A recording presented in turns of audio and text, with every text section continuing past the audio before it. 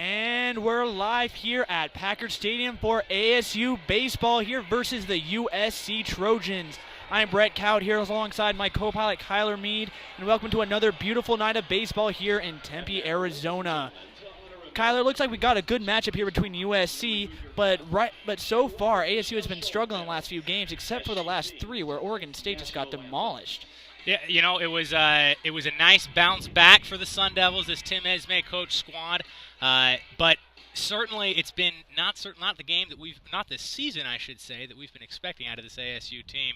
4-5 in conference play, identical incidentally to USC. We've got the national anthem here. I wonder if let's go ahead and respect the anthem.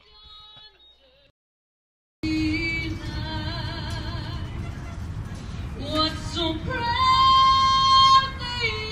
we hailed at the twilight's last gleam, whose broad stripes and bright stars through the perilous fight o'er the ramparts we watched were so gallantly streaming, and the rockets red glare, the bombs bursting in air, gave proof through the night that our flag was still there. Oh, say does that star-spangled banner yet wave o'er the land of the free and the home of the brave? Ladies and gentlemen, Let's get back to it here on the SDSN presented ASU baseball broadcast. As I was saying, it's not been the season that we've been expecting for this Tim Esme coach Sun Devils squad.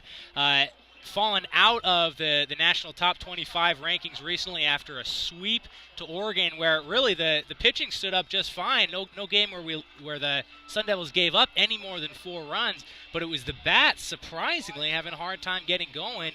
A couple shut out in one game, got up to 3 in another, and just nobody really able to string things together. A reasonable amount of hits in most of those games, but couldn't execute with men on base. And like you said, against Oregon State, they've bounced back very nicely. Not quite the same level of squad. USC's had a similar issue. Definitely a marquee sports program. You expect baseball to be good as much as anything else, although we've had some struggles with the Trojans in the past. But an identical 4-5 in conference results so far for the Trojans. Should be a really good game. Both of these teams absolutely looking to prove themselves as they try to get better about halfway through this conference season. You're right. It should be a good game with that pitching matchup we see between Brady Rogers and the USC starter Andrew Triggs. Brady Rogers, Cuyler, on a tear this season. Absolutely. Brady Rogers is good as expected, maybe better. Throwing an ERA 1.12, and despite the Sun Devils' struggles, he's 5-1.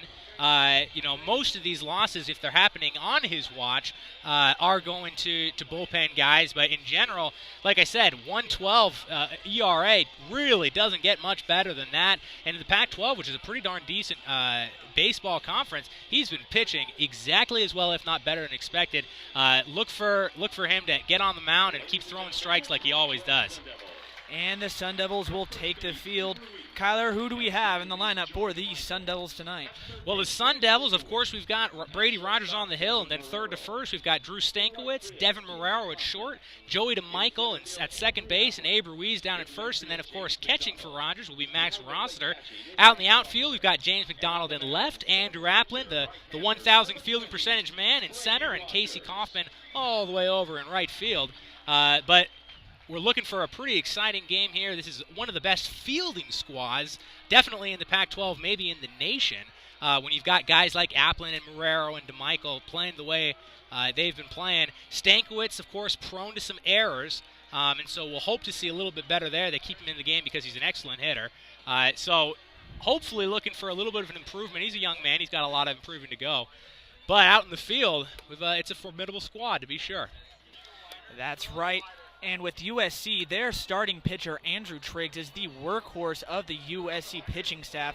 59 2/3 innings with 52 strikeouts and 12 walks. A true strikeout pitcher here. Yeah, Triggs is really phenomenal. The senior on this squad out of Nashville, Tennessee. We'll talk a little bit more about him as we come up for the bottom of the first. But we're getting ready to go. I'll read you off real quick the lineup for these Trojans because they're ready to get into the mound as Rogers is swarming up. But we'll have the right fielder, Sean Spear, batting first. Adam Landecker from short batting second. Kevin Roundtree, the catcher, will be in the three hole. And their power hitter, a man batting over 400, Matt Fote, right there in the number 4 position. Dante Flores, Kevin Swick, Brady Garcia, James Roberts, and Garrett Stubbs round out the remainder of that lineup. We'll get you more on them as the opportunity presents itself. And Brady gets the ball and mounts the mound as the leadoff batter, Spear, steps into the box, gets the sign from the dugout. But we're very close to first pitch here at Packard Stadium. Sean Spear, the junior, out of Oak Park, California, a transfer from Glendale. See how he gets this game started off. And the first pitch of the game is fouled off down the left field line. Strike one on Spear. Sean Spear, a 300 hitter. Doesn't start most of the games, but he's appeared in a pretty good majority. 5 starts and 22 appearances. Rogers sets and fires. And fouled off again to the left side. 0-2 on Spear. He does have some power, a couple of home runs, 4 doubles. Not a lot of home runs on this squad. He's got 2 of the 8 home runs total on this Trojans team. Another 0-2 count for Brady Rogers, who has so many strikeouts this season. He sets, and the pitch. High and outside, ball 1-2 to Spear. And you said it before we started the broadcast, it's fun to watch Rogers because he likes to get out ahead 0-2 before he starts playing with the batters, and we saw exactly that right here. 1-2 to Spear, the leadoff hitter for the Trojans. Rogers fires, low and inside, 2-2 to Spears. At Glendale Community College, that's out in Southern California, of course, not here nearby in the West Valley. Glendale Community College, Spear made 28 starts and 30 appearances and batted .337 before coming over here this year for the Trojans. Brady's next pitch is fouled off over the bleachers behind the ASU dugout into the parking lot. Another foul ball, 2-2 to Spear. And that made it underneath the solar panels out there, so that's going to make a little dent in somebody's vehicle. Spear fighting off some nasty pitches here. 2-2, the 6th pitch of the at-bat coming up. Rogers gets the pitch quickly, rocks and fires. And a liner out to center. Applin gets under it and makes a catch for the first out of the game. Easy catch for Andrew Applin, one of the best fielders in the NCAA, to be sure. He's one of those center fielders that covers more ground because he makes it possible for the right and left fielder to play closer to the line because his range is just massive. And next up is the shortstop, Adam Landecker, number 2 on this USC Trojans squad. Landecker, another man batting over 300 with .333. He's the regular guy. 30 games, 30 starts. Rogers' first pitch is a breaking ball. Strike one, 0-1 with 1 out here to Landecker. Landecker, the shortstop, a right-hander, actually leads the team in at-bats. This is his 121st. Brady working quickly here. Rocks and fires. And a fly ball down the right field line. Kaufman tracking it. And it'll get into the practice field off the right field side of foul territory. 0-2 to Landecker. Kaufman really giving chase. Thought he might have had a shot at that, but it probably landed about 12 feet right of the fence there. Kaufman tracking it really well, going straight toward it, but gave up on it after he hit the wall. 0-2 here to Landecker, 1 out in the top of the first inning. So Landecker, another junior out of Calabasas, California. That's where everyone, when I was growing up in the Bay Area, folks would go down to Calabasas to jump dirt bikes. And Rogers' pitch Another foul ball down the right field line. Coffin barely even tries for it. Still 0-2 to Landecker. Lakers fouled 2 down the right field line the last consecutive pitches. Brady Rogers working ahead of hitters a lot already in this first inning. And he's made a real improvement this year on his average. 45 starts in 51 games, batted .280. Much, much better, improved average so far this year. Rogers, another pitch fouled off down the right field line, gets back into the practice field, and we're going back to an 0-2 count here. And you can see, folks, if you're watching closely, Rogers is really way ahead of Landecker. All of these fouls have been well late, pushing them far right. Ray Rogers working very quickly right now. Only 7 minutes into the game officially, and his pitch. And it's a flare over the second baseman to Michael Head into right field. It's a base hit for Landecker. Kaufman scoops it up, throws it back in, and the Trojans have a man on. That's a lot quicker than Brady Rogers would like to give up a hit, but the reality is it takes a heck of a lot to move guys over against Brady Rogers. So hit's a hit. We'll be in all right shape with an out already. Next up is the catcher for the USC Trojans, Kevin Roundtree. Roundtree, yet another really excellent hitters on this Trojan squad. Rogers fires, and it's going to be under Stankovic's glove over the third. And they get the ball back in the left fielder, McDonald. And it's they went first to third on a slow roller into left field. And now it's first and third at the corners for the Trojans. A dangerous situation here for Rogers with only one out in the inning. And Landecker already on that first pitch was actually stealing. And that's how he ended up making the he might have made it to second anyway. It was looking like maybe definitely a hit and run situation, but maybe even considering it wasn't a very good hit. It was lucky getting under the not the greatest fielder we've mentioned, third base Drew Stankovich, but because he was just about all the way to second by the time the ball made it past the third baseman into left field, he was able to easily make it into third. And like you said, only one out, and we've got first and third already on this excellent hitting squad. And the cleanup spot for USC is the first baseman, Matt Fote. Matt Fote's the power hitter I mentioned, giving you the lineup. He's over 400, 411, and he's got 2 home runs. Brady's first pitch is low and inside, 1-0 to Fote. 18 RBIs, that's good for a tie for second. So he's used to situations like these, and with one out, you could expect the big guy to probably be able to get it out. Rogers is going to want to try to get a strikeout or a ground ball here. Rogers working from the stretch, runs at the corners, and his pitch. Swing and a miss, big hack there for Fote, 1-1 to Fote. And you saw it, folks. He made Fote look silly.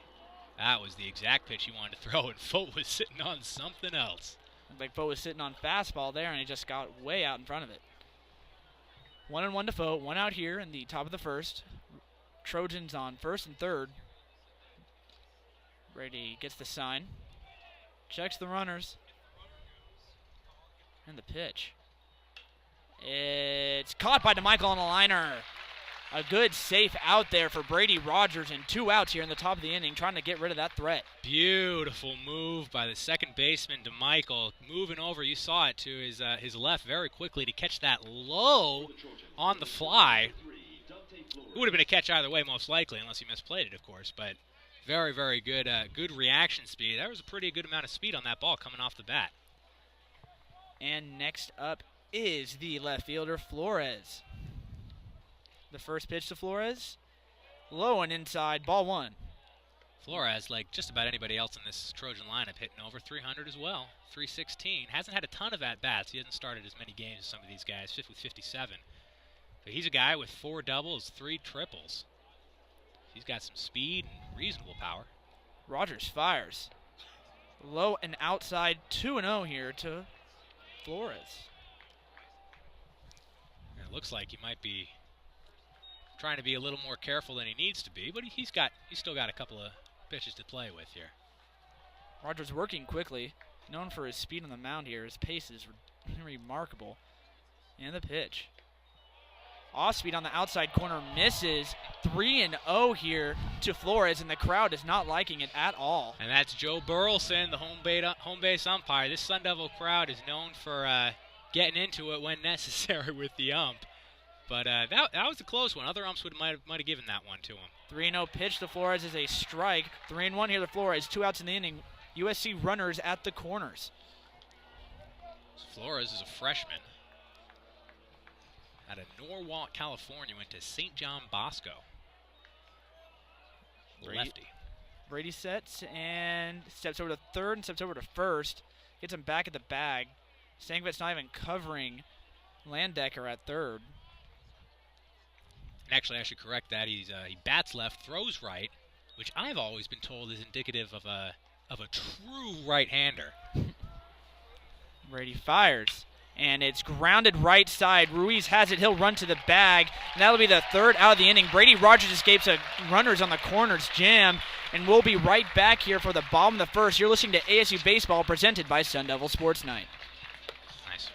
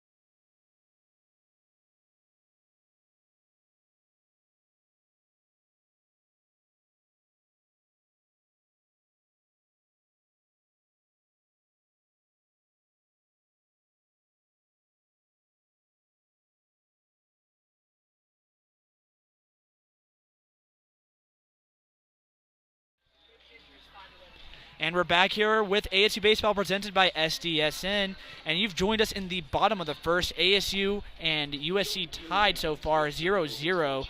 And who do we have batting for ASU here, Cuyler? Well, we're going to have Andrew Applin, the center fielder, coming up first. He's the standard leadoff man. We've got Devin Marrero, the big pro prospect from shortstop, followed by Joey DeMichael and Abe Ruiz. They're the power center of the lineup. James McDonald, Bo Maggi, the catcher Max Rossiter, and then Casey Kaufman and the Drew Stankiewicz, who was not charged in error, by the way, will round out this ASU lineup. But here's Andrew Applin.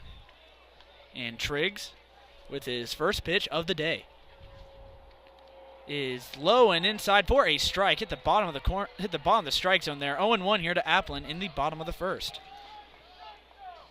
We've got some yelling from some of the fans here about at the umpire about the placement there. Triggs' second pitch is on the outside corner. Strike two. 0-2 to Applin already. And I could have told you before, I don't know if you can hear the fan reaction here, but that was very close to the placement where Brady Rogers was called ball 3 in the last inning.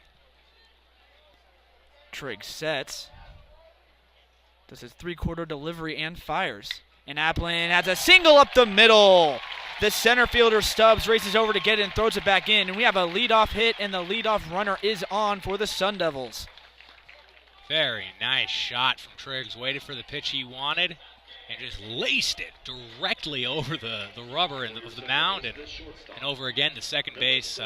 Perfectly centered for an absolutely perfect single from the leadoff man. Exactly what you want.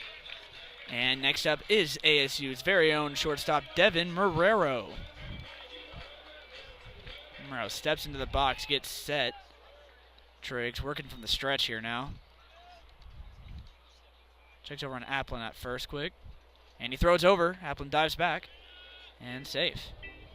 He wants to keep a hold of Applin there, the speedy leadoff runner here. Marrero, the shortstop, coming into this season was the big pro prospect out of plenty. So that's saying something on this Sun Devil squad, but he's struggled of late. He's batting well under 300 at 276. Kind of uncharacteristic of the young man. Triggs first pitch to Marrero. Marrero fakes a bunt, but it'll be a strike. 0-1 here to Marrero. No outs in the inning. Yeah, he's never batted under 300 in his career at Arizona State. 397 in his freshman season, down a little bit to 313 as he got some more games and at-bats under his belt in 2011. This has been a little bit of a struggling junior year for the young man. Triggs rocks and fires, and Marrero fouls it off into the wood behind home plate, the backstop, and we'll go again. 0-2 here to Marrero. Marrero, of course, was the first week of play here was being scouted by Cubs and Brewers scouts, most notably, as Zach Greinke even came to a game to watch him. Triggs checks over at first to Applin. Applin dives back safely and gets back on the mound.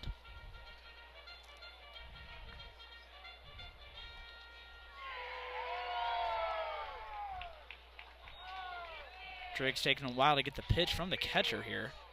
Marrero's getting impatient. He's waving the bat a few more times than usual. Big contrast in the speed that these two pitchers work at. Triggs, next pitch and swing and a miss. Devin Marrero strikes out, and the first strikeout of the night for Andrew Triggs. Well, it was worth it for Andrew Triggs to wait a little while, maybe get into the head just a tiny bit of Devin Marrero, who, when a guy hits that well and now has been struggling, you do imagine there's something going on in the mind. So I'm not saying that they were playing any games here. It does look like he takes a minute or two to get the pitch, but it worked. He swung right through that 3-pitch strikeout. And Triggs' first pitch to Joey DeMichael is low and inside for a ball. The next batter here, Joey DeMichael, as I said, we're getting to the heart of the ASU order. DeMichael leading the team in average with 361. Once upon a time, that wouldn't be that impressive a Sun Devil batting average, but with the struggles that this team's been going through with the bats, and he was one of the only bright spots in that Oregon sweep as well, hitting it home. The second offering to DeMichael is off the second baseman Roberts' glove. Applin's running all the way around to third. He goes first to third on the error by the second baseman Roberts. DeMichael gets on first, and now it's runners at the corners for the Sun Devils. The exact same situation here against USC. Exactly right, and certainly we hope with Abe Ruiz, the big power hitter, the big number 4 man coming in, hope that the Sun Devils might be able to capitalize where the Trojans were unable to. As you said, Cuyler, next up is the big first baseman, Abe Ruiz, the powerful first baseman. Got a little breeze blowing in over the Salt River. Really makes it nice for us up here. We'll see if it has any effect on the balls heading out in that direction. Be over the left field wall for those interested in that sort of thing. Triggs sets and fires. And Abe Ruiz swings and fouls it off himself. 0-1 here to Ruiz. Runners on the corners for the Sun Devils. A mighty cut, kind of a slow looping swing from Abe Ruiz. And here's a man who's got as many home runs as the entire USC Trojans team combined. As you said, USC not exactly known for home runs. They only have 8 in the entire team. I tell you what, though, their averages, they've got about 7 guys over 300. Not all of them in the game today, fortunately. Triggs sets and fires. Ruiz swings, and it's going the opposite way into the left center field gap. Applin's coming home. DeMichael's rounding second. He'll round third. They'll wave him in. Abe Ruiz looks content with a double. DeMichael scores, and it's a 2-run double for Abe Ruiz. What a hit by Abe Ruiz going the other way into that power alley, and both Applin and DeMichael score. ASU capitalizing on that dangerous situation like USC could. Literally doesn't get better than that for Abe Ruiz. What a beautiful, just an easy liner, to be honest. It wasn't a huge swing. But like you said, an easy liner heading out the other way, and both runners come in easily. Nothing that they could do out in center field. Garrett Stubbs trying to get over there, but just nothing you can do. It was perfect placement with the speedy men on the field that he had. I mean, what can you expect? USC in a hole early, 2-0 to the Sun Devils right here. There's a meeting out on the mound, but Abe Ruiz with a nice piece of hitting, getting a low pitch, hitting it the other way. And DeMichael, the speedy DeMichael, all the way from first, scores on that double. Just amazing offense so far for the Sun Devils. Good work with the bat. The ump's going out to the mound to break up the meeting here. And just a little meeting. Catcher manager, pitcher, calm it down, big fella. We're all right. Sun Devils hope to prove for them that they, in fact, are not all right. That they will. We hope they will. And next up is the left fielder, James McDonald. McDonald trying to get back over 300. He's at 295 coming into this game. 31 hits and 105 at-bats. You're a numbers guy, Brett. What would a hit here give him? Oh, a hit would probably give him over a 300 average. Get pretty close, and a swing. It's fouled off down the third base line. The third baseman Swick goes over, makes the catch. A foul out for James McDonald. Not the hit we were looking for there, Cuyler. No, indeed. That'll drop him down just a point or two, most likely. On one, McDonald was very impatient with that one. Swung on the first pitch, and instantly a weak fly ball over behind third base in foul territory. And next up is the designated hitter, Bo Maggie. Maggie doesn't play a lot of games. Started all 12 that he's played. A little bit of a utility guy. We've seen him in a couple of positions, but in the designated spot right now, and he might as well. He's one of only 4 guys on the Sun Devils team over 300. Abe Ruiz on second for the Sun Devils. 2 outs here. And the first offering to Maggie is low and outside. Ball 1. 1-0 here to Maggie. Maggie, a local product, went to Brophy here in town. Just a 30-minute drive away here. Depending on traffic, of course. Of course. Trigg sets. Checks on Abe Ruiz. And fires. A slow breaking pitch on the inside corner. Strike 1 here to Bo Maggie. Maggie just didn't like that. He had plenty of time to tell that it was probably going to fall into the strike zone, but that's no problem waiting on that. I like the patience. Maggie steps back into the box. Triggs gets the sign. Checks on the runner and fires. Low pitch. 2-1 here to Maggie. So we haven't had a chance to mention, and of course you are watching it on this live webcast broadcast, but this is the blackout game, the first blackout game. ASU debuting some new black uniforms. I came blacked out. I see you came blued out. That's okay. I'm not feeling too good. I have to be blue. Trigg sets and fires way outside. Ball 3 to Bo Maggie. Bo Maggie working the pitcher very well here, getting into a 3-1 count, a hitter's count. There's a fair amount of black in the stadium today. See a couple people actually pulling on some black shirts. Plenty of space, by the way, and here in Packard Stadium, if you're looking for something to do tonight, beautiful night for baseball. Triggs fires, and Maggie swings into a grounder to the second baseman, Roberts. He throws it over the first baseman, Boat, and that'll be it for the Sun Devils in this inning. But they still score 2 runs on 3 hits and an error, and we'll be right back here with ASU Baseball presented by Sun Devil Sports Night.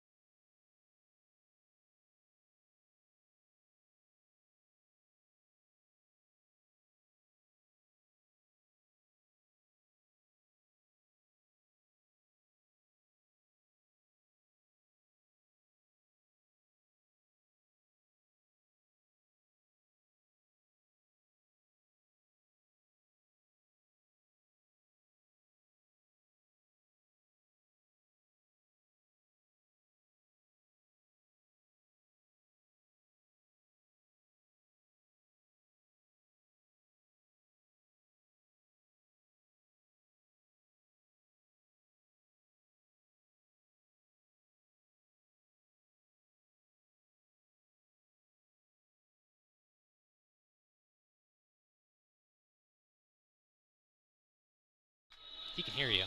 And we're back here with ASU Baseball presented by SDSN, and you've joined us in the top of the second inning. ASU up 2-0 on the USC Trojans.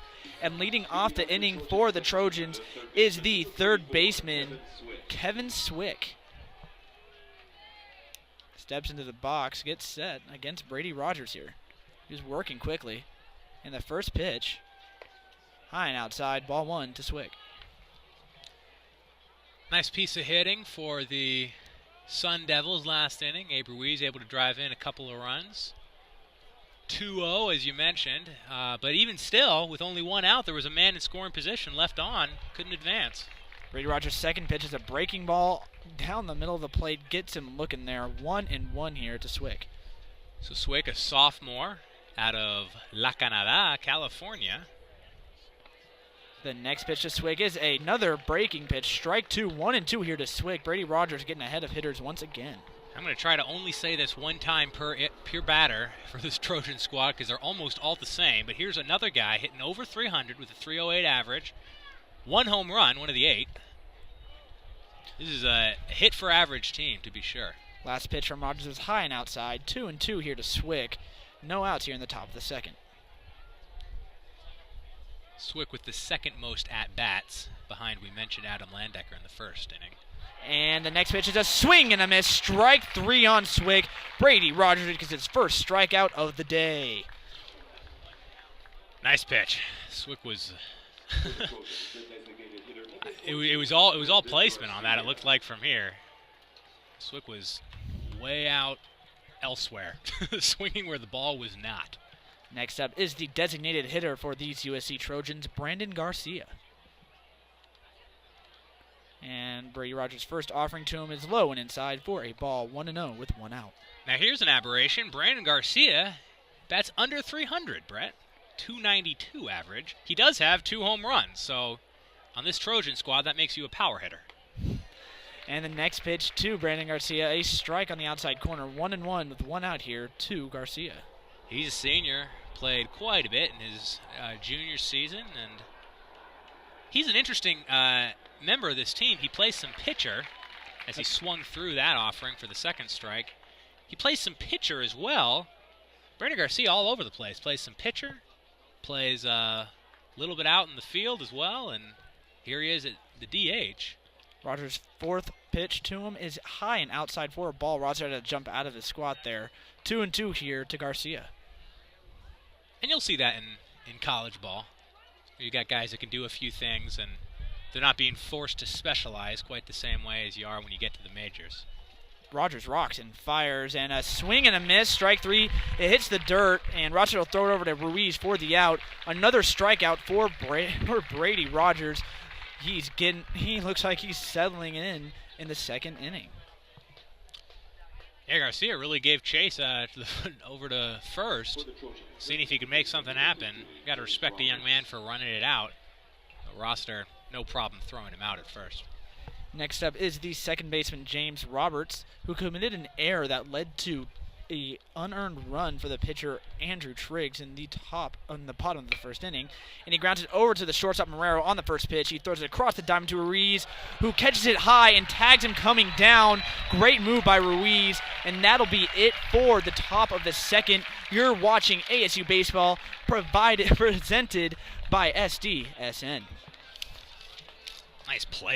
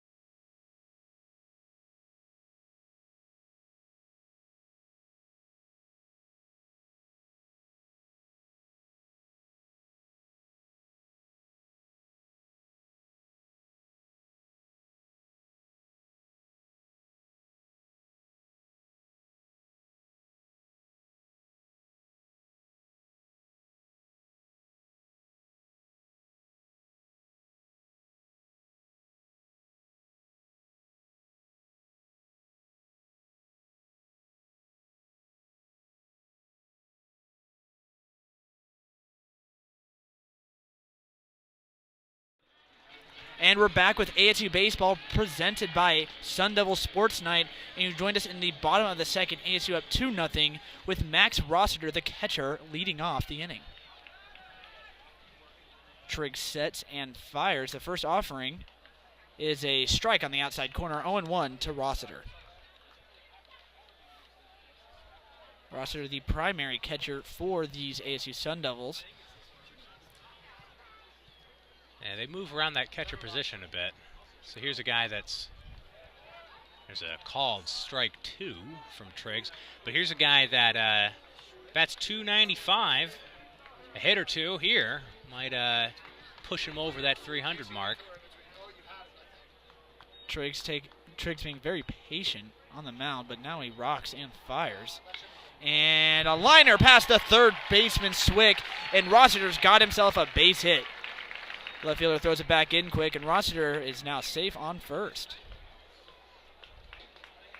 Nice piece of hitting. Just outside of the range, just right into that gap between the third baseman and shortstop. The leadoff. Go ahead. The leadoff runner is on again for the Sun Devils, and now up to the plate is the right fielder, Casey Kaufman. Triggs working from the stretch again.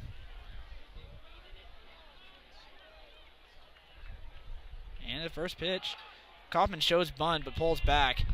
Pitch is way outside regardless. 1-0 here to Kaufman. Kaufman, out of the regular day-to-day players for the Sun Devils, has the low batting average of .232. Triggs sets. Throws over to first at Rossiter. Rossiter gets back to the bag safely. He seems to be worried about runners. Very worried about runners in these early innings. Understandably, plenty of speed on these base paths for the Sun Devils. Kaufman, another sophomore out of Brophy Prep. Triggs sets on the mound and fires. Kaufman sets bunt but completely misses it.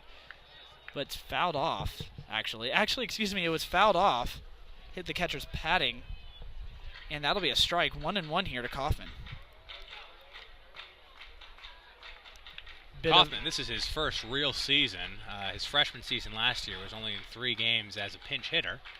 1 in 3, had an RBI, not bad. Earned himself an occasional day-to-day starting spot. Triggs is ready. And he throws back over to first again. Rossiter gets back safely once again. Rossiter not with much of a lead, but like you said, Triggs very, very careful with anybody on the base paths. And Triggs not the quickest pickoff move, but he seems to be very concerned about runners in the early running. Well, he's also got a little bit of a longer delivery, although out of the stretch he's significantly quicker. And the pitch to Kaufman way inside nearly hits him. 2-1 here to Kaufman. Oh, that was either some guts or just didn't realize how quickly it was coming in on him. Kaufman, that looked like it was going to take out his knee. Kaufman just stood still as that passed right past his legs. That's not something I would be able to do ever. No, it didn't move the muscle. Rossiter is off, and Kaufman grounds one up the middle. They get it over to second, and he'll be out, and a double play by the USC Trojans to get Rossiter and Kaufman in one fell swoop. And even though he was stealing, they were able to get him. He just not a good piece of hitting from Kaufman, and that's how you get down to the bottom of the average sheet. But really, right next to second base, being picked up by the shortstop and just shoveled over. Even though a pretty reasonable jump had Rossiter, but not nearly enough to contend with that kind of poor hitting. So after a failed hit and run by the ASU Sun Devils, next up is the number 9 hitter, the third baseman, Drew Stankiewicz. Sails into the box. And Triggs fires. Stankiewicz takes all the way. It's low for ball 1. Stankiewicz, a .298 hitter. Another guy looking to get over the line there. Stankiewicz gets right in the box. All these hitters standing very close to the plate, in the closest part of the box they can. The next pitch is fouled off down the left field line. Hits the wall right in front of the grassy portion in left field foul territory. And now it's 1-1 to Stankiewicz. 2 outs here in the bottom of the second.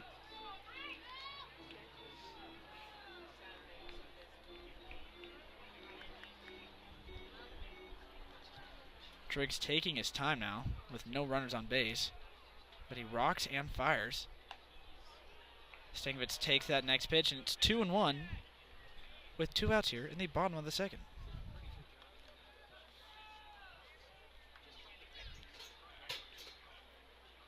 Triggs been pretty efficient so far, really so far this game.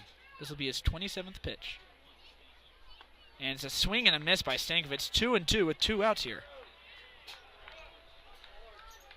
It wasn't close to that.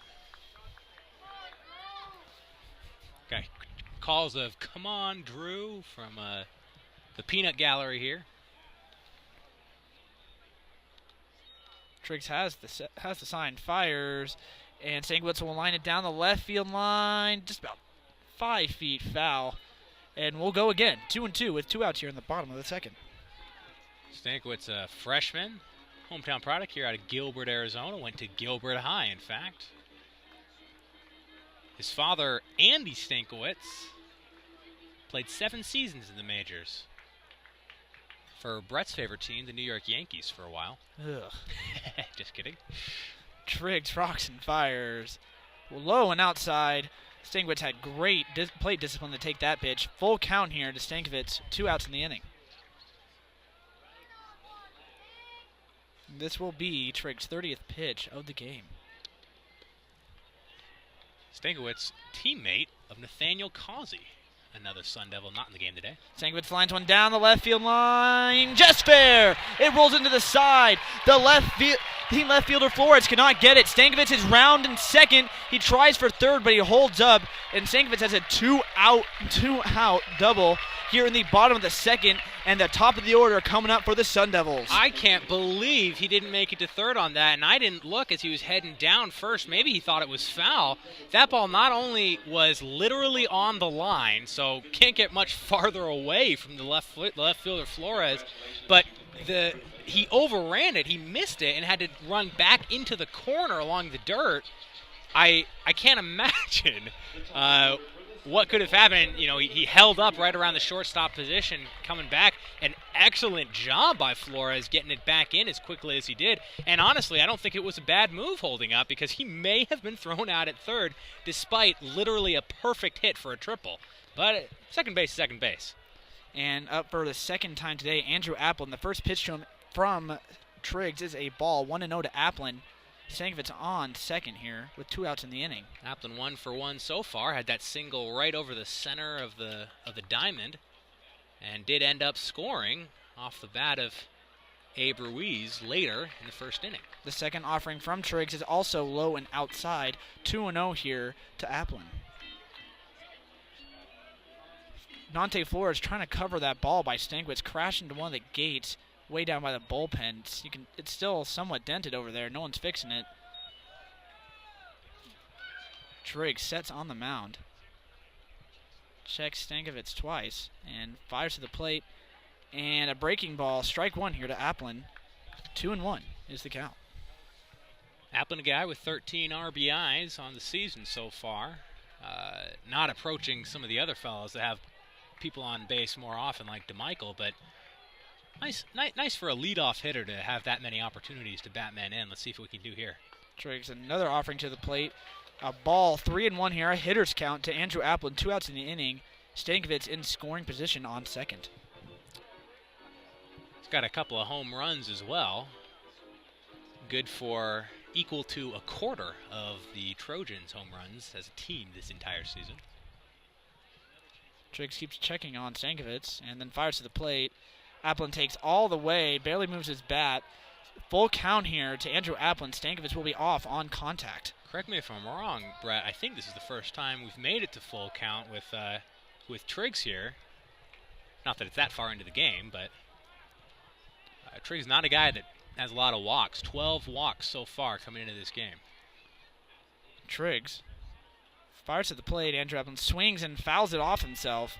We'll go again. 3-2 here to Andrew Applin. 2 outs in the inning. Stankiewicz in scoring position on second. Looks like he may have clipped himself in that sensitive instep of the right foot. Had to hop around a little bit, but looks like he's just fine. He's Andrew Applin. And I should say, those 12 walks compared to 52 strikeouts. So a pretty decent ratio there. Triggs sets on the mound. Checks Stankiewicz. And fires to the plate. Way inside on Applin, and Applin gets a free base. A walk issued here by Triggs, his 13th of the year. And now ASU has runners on first and second. A good job by Applin, Brett, to get out of the way of that. It was the fourth ball either way. Wouldn't have done him any good to get drilled in the hip there and slow himself down. We need that center fielder moving around nice and quickly. So good work to scoot his butt out there and manage to avoid the pitch tailing well inside. Next up is the shortstop, Devin Marrero, hitting with runners on first and second. Applin on first, Stankiewicz on second. And the first pitch, way outside, and it gets past the catcher. The runners will move up, and Stankiewicz will be at third, Applin at second, and no force outs here. Two force outs at second and third have been taken away. And now another very dangerous position for the USC Trojans. See if ASU can capitalize here with Devin Marrero at the bat. Triggs seems to have lost the handle a little bit. 2 pitches in a row, way over to his left, our right side. This one too far outside for the catcher Roundtree to handle. Triggs' second offering is a called strike, an off-speed pitch. 1-1 here to Marrero. He makes the adjustment. Marrero, the victim of the only strikeout from Triggs so far this game, and we've mentioned the struggles he's had recently. Started off the season very, very well as is to be expected from, someone we all still expect to go pro. Triggs fires a fastball, barely clips the outside corner, called a strike. 1-2 to Marrero. The boos are just flowing from the crowd here. That's one of this Sun Devil crowd, I tell you what. You sit very close to the field here at Packers Stadium, and that's something that I know I'll miss when we move into the new stadium in a few years here. But everyone thinks they're an umpire, and very quick to get on the umpire. You can always tell, though, when it's going to be one of those times that the crowd will get upset. It's always, just outside, maybe just over the corner. They're quick to let the umpire know, but Joe Burleson's been pretty consistent, I'd say, so far this game.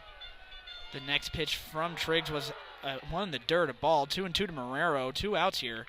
And the next pitch is low, just low. Wow. The crowd is surprised here. 3-2, a full count once again for the third straight batter to Marrero. I think the crowd was getting ready to boo that being called a strike. It looked pretty darn similar to the previous called strike on Marrero, but like you said, we're up to 3-2, and that's a couple times now in this inning. Marrero sets in the box. Triggs fires. Marrero takes all the way, and it's in the same location, a ball. The ump is consistent here, and the bases are full of Sun Devils with the powerful second baseman, Joey DeMichael, coming to the plate. So a couple of walks in a row. A wild pitch to move the runners over.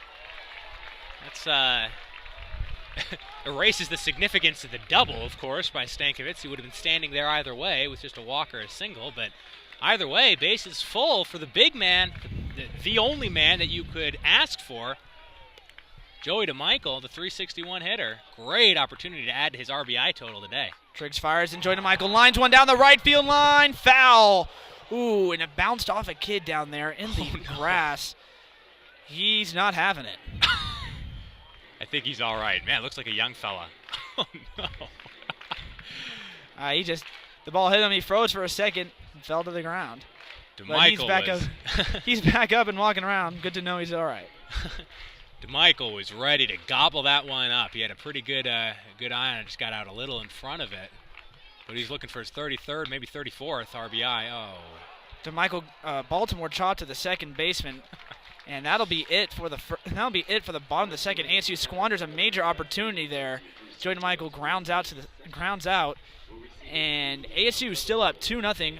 Bases were left loaded full of Sun Devils, and we'll be back here with more ASU baseball here on this ASU broadcast presented by SDSN.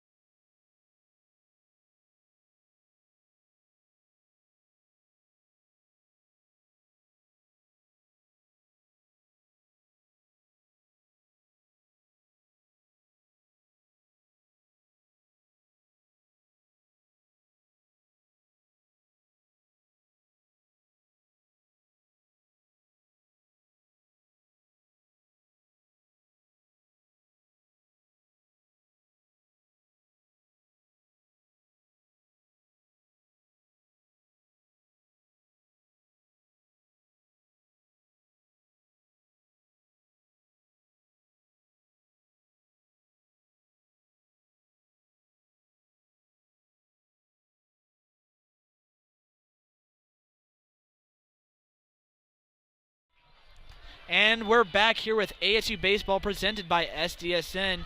It's in the top of the third. ASU leading 2-0 over the USC Trojans with Brady Rogers on the mound. And leading off for these USC Trojans is the center fielder, Garrett Stubbs.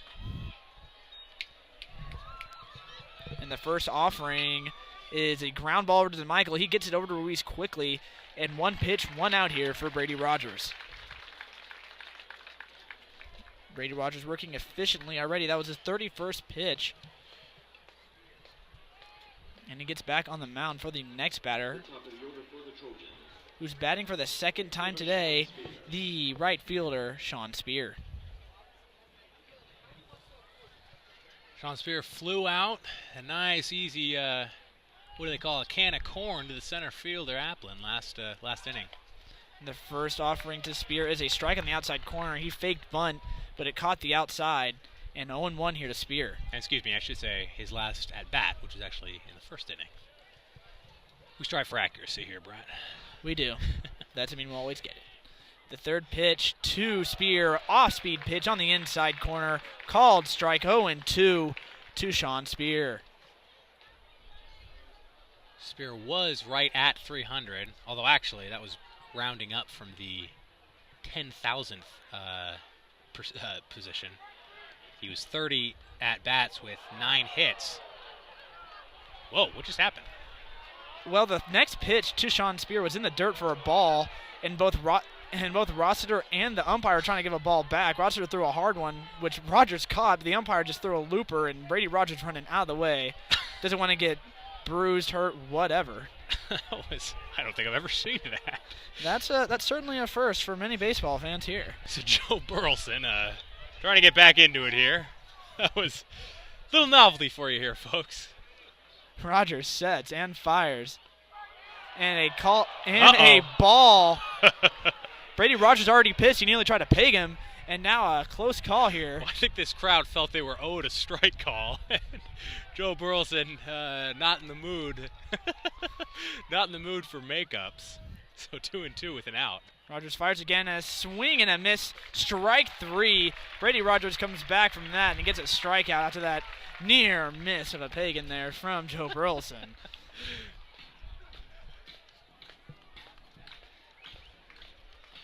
Well, you know, folks, I don't know what more you can ask for. I tell you what, I'm looking down at the stat sheet, trying to crunch a couple numbers here in my head on the batter there, and all of a sudden I look up and there are 2 balls on the field. Something I've never seen before. That was certainly something different. Next up is the shortstop, Adam Landecker, in the first pitch. A huge swing and strike, and Adam Landecker loses control of his bat, throws it into the ground, but what just looked like was Brady Rogers got him so bad he lost his bat. He's trying to get some tar on his fingers now, and it's getting a little comical here, Brett. It's almost turning into a farce of a baseball game. Rogers sets, fires, the next pitch low, and 1-1 here to Landecker. Landecker, the single, start off his time here in Tempe in the first inning. Didn't manage to come back around, though. He was stranded in the first. Rogers' next pitch to Landecker is a swinging strike. 1-2 here to Landecker. 2 outs here in the top of the third. Landecker, here, 333 hitter. A little off his game, befuddled right now by Brady Rogers. I don't know if he made an adjustment after the first time through the lineup, or if he eased into things, or if it's just one of those at-bats where the superstar, Brady Rogers, is getting the better of a young Adam Landecker. Rogers is about to pitch, but Landecker called time. Now he's stepping back into the box. Crowd getting into it here. Rogers rocks and fires. High pitch. Ball 2. 2-2 here to Landecker. 2 outs in the top of the third. Trying to get Landecker to swing out a bit of a junk pitch. He's got pitches to spare. Here comes the crowd, wants a strikeout. And fires inside. Ball 3. Landecker might have acted that out a bit, but nevertheless, it's a full count to Landecker. 2 outs here in the inning. That looked inside from here. The crowd disagreed. I would have had a hard time agreeing with the ump. Crowd was hoping for something else, though. Rogers rocks and fires again. It's a swinging strike, but Roger will throw it to Ruiz quickly and get the strikeout. Another recorded strikeout for Brady Rogers, his fourth on the day. And that'll be it for the Sun Devils, for the USC Trojans in the top of the third. We'll be right back here with ASU Baseball presented by SDSN.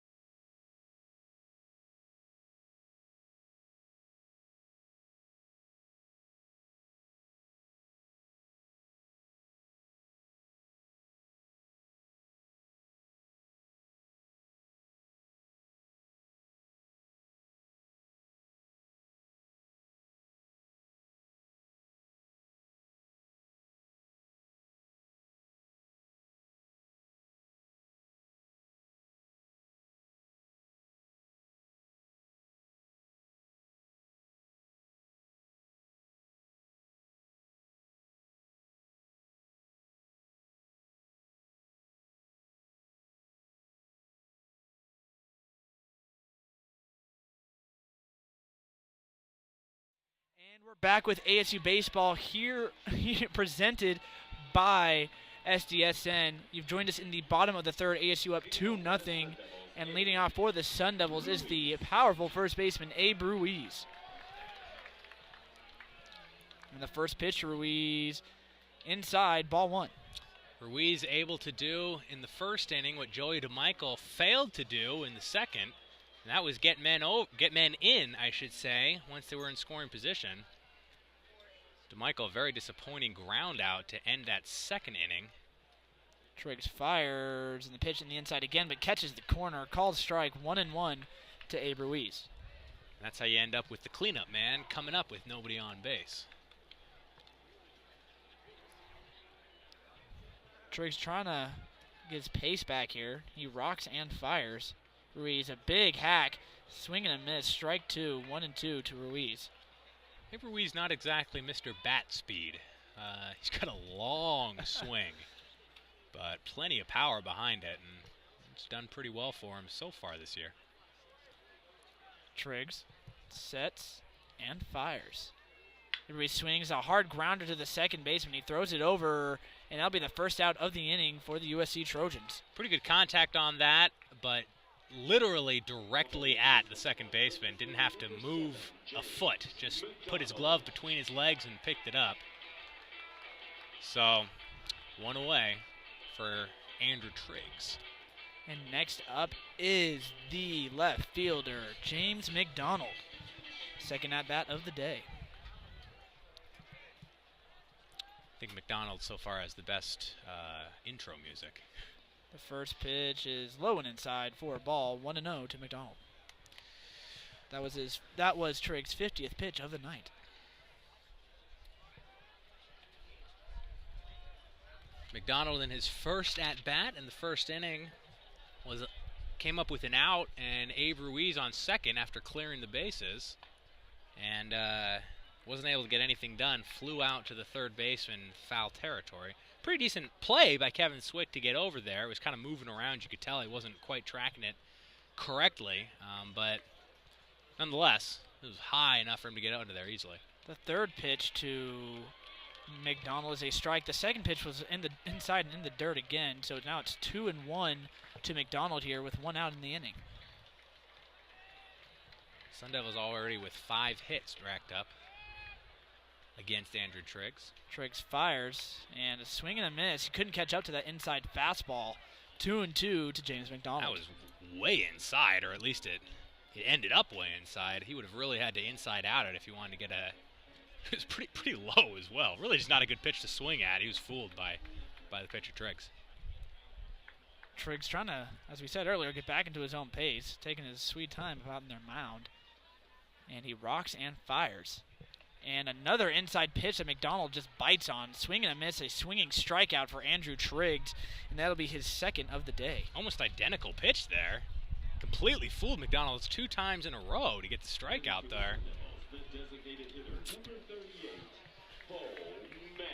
And next up is the designated hitter for ASU, Bo Maggi.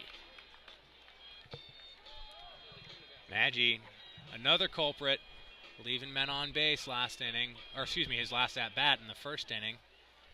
Abe Ruiz was still standing on second, trying to move over when Maggi grounded out to second baseman. Triggs' first offering to Maggi is a swinging strike, a huge cut by Maggi there, trying to whack it the other way. 0-1 with 2 outs here to Maggi. So far, these Sun Devils have been chasing, seemingly unnecessarily, at some pitches well outside of the strike zone, at least these last 2 in a row, I should say, McDonald and Maggi.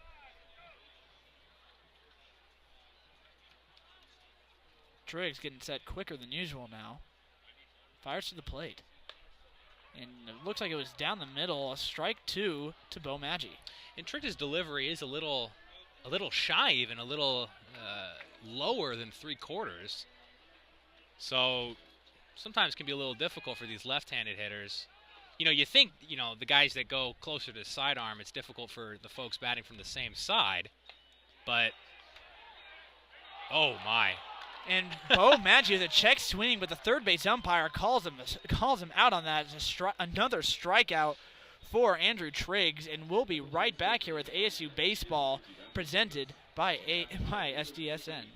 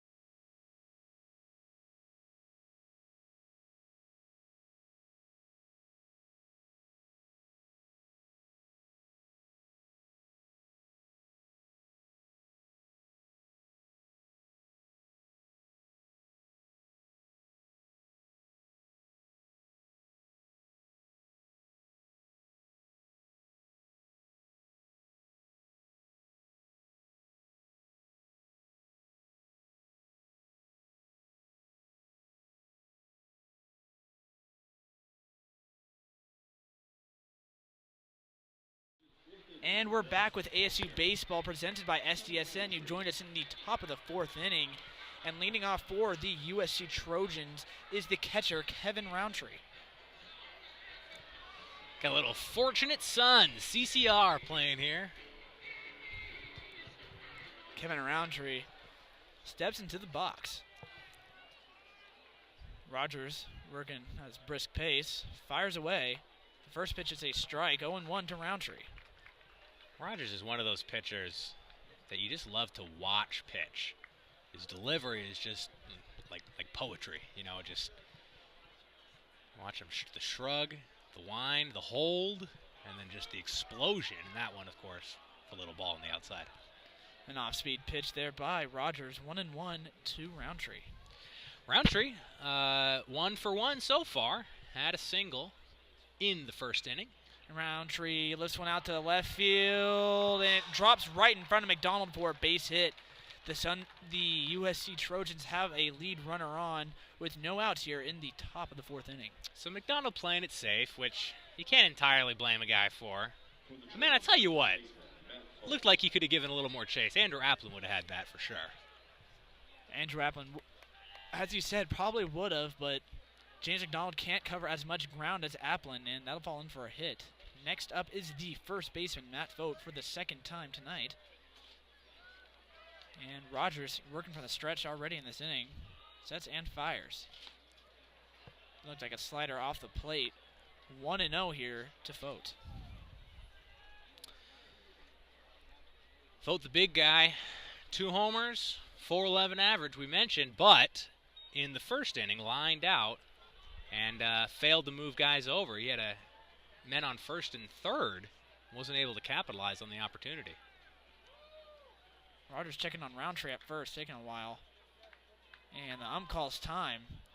Took a bit too long compared to his usual pace, where it takes him 5 seconds between pitches usually. Maybe less. He works really quickly. Mark Burley-esque pace there. Rogers gets the pitch again, sets, and fires. An off-speed pitch on the outside corner, called strike, 1-1 to Fote. So Burleson, I haven't quite figured out his strike zone yet. Hopefully Brady Rogers has. But that one looked similar to a pitch from up here that has been called a ball. I'm not quick to call an ump inconsistent, though. Rogers' next pitch is a swinging strike, 1-2 to Fote. Getting in front of a batter once again. Roundtree still at first. No need for judgment on that one. Rogers absolutely fooled the big man. Rogers not really paying too much attention to Roundtree on first. Not a big stolen threat.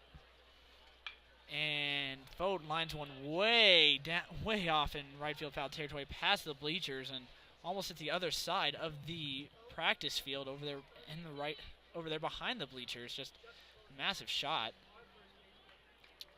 Roundtree actually has 5 steal attempts on the year, but he's been caught stealing twice. Rogers is set. And he fires. And Fote fouls off another one. This time it'll bounce back to the backstop. We'll go again. 1-2 to Fote. That was Rogers' 50th pitch of the night so far, and he's already midway into the 4th inning. Rogers gets the pitch again, sets, and fires. A nice off-speed pitch gets Matt Fote looking. A strikeout for Brady Rogers, and 1 out here in the top of the 4th. What a piece of artwork by by the pitcher, Brady Rogers.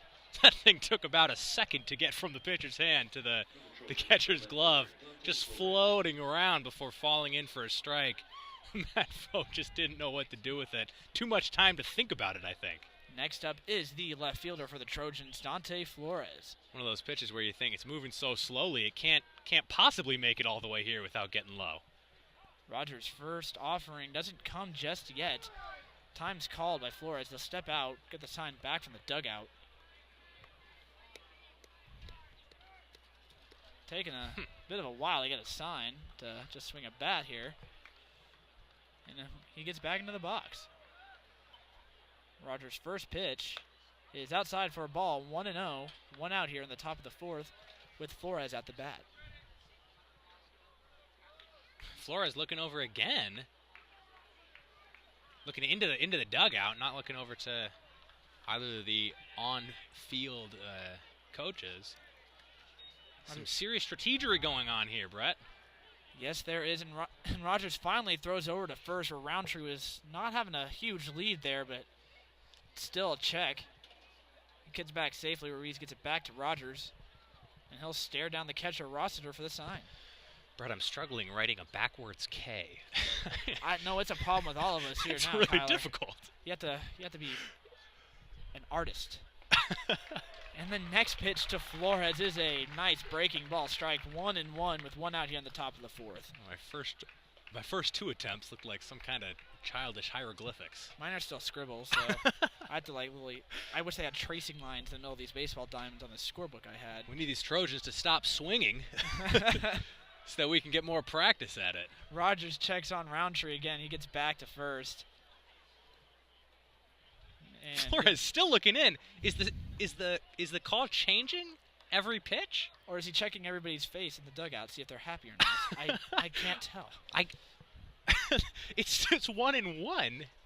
Rogers sets. And fires. And it's just outside. 2-1 here to Flores, who we expect to look in the dugout for another 20 seconds for the sign. What is happening here?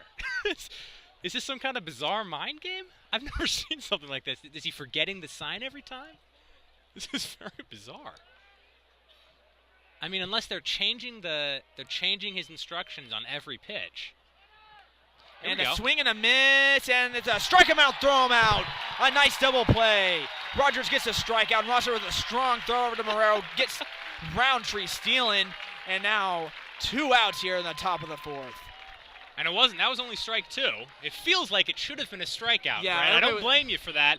It's been about 6 hours since this guy came to the bag. Oh, man. Man, after all that strategery, after all this work, oh my goodness. And here we are, 2-2, and the man's just off the bases. I have to assume he won't be getting as many instructions now that we're here. No, and the first pitch from Rogers after that's popped up into shallow left. McDonald comes up, makes the catch, and that will actually be it for the Trojans in the top of the 4th. After all of that, Brett. After all that, there's a big cheer. I honestly got confused.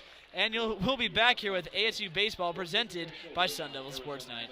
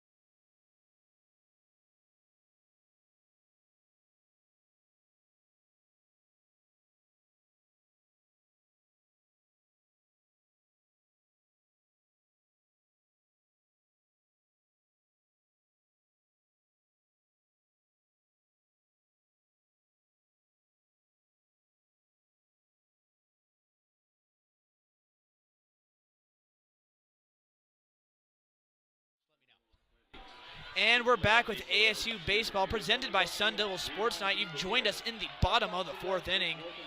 ASU up 2-0 on the USC Trojans. And leading off the inning for the Sun Devils is number 55, the catcher, Max Rossiter. This crowd is very excited. The Chick-fil-A cow is here. I can't tell. Looks like he's throwing little cow figurines. That's less. Oh, it is. Little cow beanie babies. And the first pitch to Rossiter is fouled off. It bounces between the catcher and Rossiter like a pinball. Just bounces off both of them a lot, and no 1-1 here to Rossiter. I thought they might have been tossing around little Chick-fil-A sandwiches. I would have been running down myself. Oh, yes. Oh, man. It's a great dinner for us broadcasters here. Exactly right. And the next pitch to Rossiter is low and inside, 1-1 to Rossiter.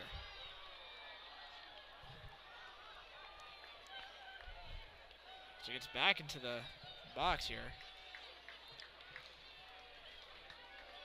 Triggs fires. Rossiter, a swing and a high drive into left field. Left fielder's under it. And Flores makes the catch. 1 out here on a high fly ball by Max Rossiter. Next up is the ASU right fielder, Casey Kaufman. So what do you think so far of these black uniforms, the new black and copper? A little while to get used to them. It's interesting because the copper's a nice touch, honestly. I don't know right now. I tell you what, I just love the maroons with the kind of baggy white pants. I think they got the same pants on. It's a nice But then with the higher up the socks. Yeah. It's a nice contrast there. It's a nice pattern. But to me, it's a fight between these jerseys and the black football jerseys. Oh! There it is. After the first pitch being a ball, Triggs nails Kaufman, and he'll get a free base. Triggs has been, I want to say 4 times, very wild to his left, our right, and that time it was a free bag. And it's happened before that a wild pitch ended up moving runners over, not in the second inning, although he managed to get out of the situation. But yeah, a couple of times he's releasing late. It must be what it is, because it's ending up well across his body, and only now this time did it end up in a hit batsman. But we've seen a couple of times where guys Applin and Kaufman almost getting hit. This time Kaufman it was. And Triggs checks over on Kaufman at first. Next up for the Sun Devils is the third baseman, Drew Stankiewicz. Stankiewicz with a double in his first at-bat in the second inning. Scraped the line, as I remember. Yeah, that was I was criticizing him for not making it a triple. Either way, he didn't end up getting moved over. A couple of bases on balls behind him. Triggs fires another outside pitch, 1-0 to Stankiewicz here with Kaufman on first. And he's also the beneficiary, making it over to third on that wild pitch that I was just talking about. But wasn't able to come in. He's one of the 4 that have been left on so far for this Sun Devil squad. Kaufman leads off first. Stankiewicz steps back into the box. Kaufman with a sizable lead off first, and Triggs will check on him. Over to the first baseman, Fote. Kaufman gets back safely, showing no signs of really being badly hurt by that hit by pitch, which hit him right in the hip. No, and he barely reacted. He was just dinked right on the hip and tossed his bat over and seemed really fine. Triggs working from the stretch, sets and delivers. And Kaufman is off, and the catcher loses it. Kaufman makes a wide turnaround second, threatens to go to third, but holds up. And Kaufman gets a nice stolen base. Looks like the catcher, Roundtree, was a bit impatient trying to get the ball and throwing it. With one out, it's nice to be able to move guys into scoring position. Let's see if Stankiewicz can capitalize. The Sun Devils have struggled with the exception of Abe Ruiz in the first. They've had a lot of opportunities, and that's been characteristic of this conference schedule. A lot of their losses, that's been an issue, is plenty of hits, but failing to capitalize with runners in scoring position. Triggs sets and fires. Stankiewicz, a big swing is a strike. 2-1 to Stankiewicz, 1 out. Kaufman on second here in the bottom of the 4th inning.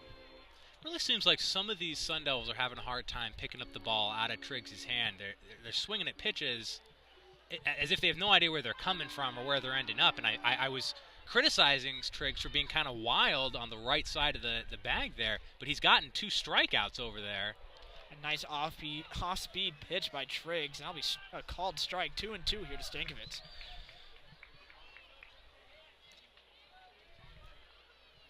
Kaufman's getting sizable leads off the second. No one's covering him. Neither the second baseman Roberts or the shortstop Landecker. Landecker not too far from the bag if he's got space enough to break, but right now Kaufman not too far. Yeah, you can see him cheating towards the bag a little there. Triggs spins. No one covering second. Just a bluff to get Kaufman back to the bag. Sometimes you wonder if they're listening to you, Brett. I don't know. They must have that chip in their ear, which makes them listen to the Sun Devil Sports Night broadcasters. I mean, I'm sure that's it. It has to be. Triggs sets back on the mound, gets the pitch. And the offering. Looked to be way inside. Stankiewicz had to move out of the way, but that'll be a called strike 3. Stankiewicz goes down looking, and Triggs with another strikeout. I tell you what, Brett, I'm not going to pretend to be the umpire here. That looked like a strike to me. I think that Stankiewicz might have been trying to sell it. Maybe he was fooled. And, like I said, they've had a little bit of trouble reading that ball out of the hand of Triggs here tonight. Especially the left-handed batters have really struggled. I think that was a good call. And with Stankiewicz jumping out of the way, of course the crowd's going to be unhappy with it. But I saw plenty of plate to the right of that ball. And Triggs will check on Kaufman at second. And up for the 3rd time in 4 innings is the center fielder, Andrew Applin. Got another chance to do the backwards K there, Brett? Oh, this one was better. First try. Mine's not getting any better. It's And you're a veteran stat book keeper. Veteran as in a month. Is that so? Man, you fooled me. Yeah, I've had to try other ways. This is your new... The first pitch to Applin is a ball low and outside. 1-0, Applin. 2 outs here in the bottom of the 4th. So Applin come up twice, only recorded 1 at bat with the walk, but he's won for that 1. He's been on base both times he's come up so far, and be a really good opportunity for him to add to that with a man in scoring position. A nasty off-speed pitch freezes Applin. 1-1 here to the speedy center fielder. Really seems like something about the delivery with this, 3/4, maybe I should say 5/8 delivery. Are you getting screwdrivers there with those 5/8 3/4? Maybe I am. But the left-handed hitters in particular as the ball's coming from an angle opposite them. Really have been having a hard time reading that, especially those on the inside portion of the plate. Usually the advantage is the left-hander. Exactly. Especially guys that pitch in coming from the side a little bit like this. It's been interesting, just this looping delivery that Triggs has. Quite a few lefties in the lineup right now for the Sun Devils. Next pitch to Applin. Hits him, and he'll take his base. That was after a ball that went way outside the pitch before, and Kaufman was off, but he'll have to go back to second as it was hit by pitch. The play will be called dead, and Kaufman's going back to second.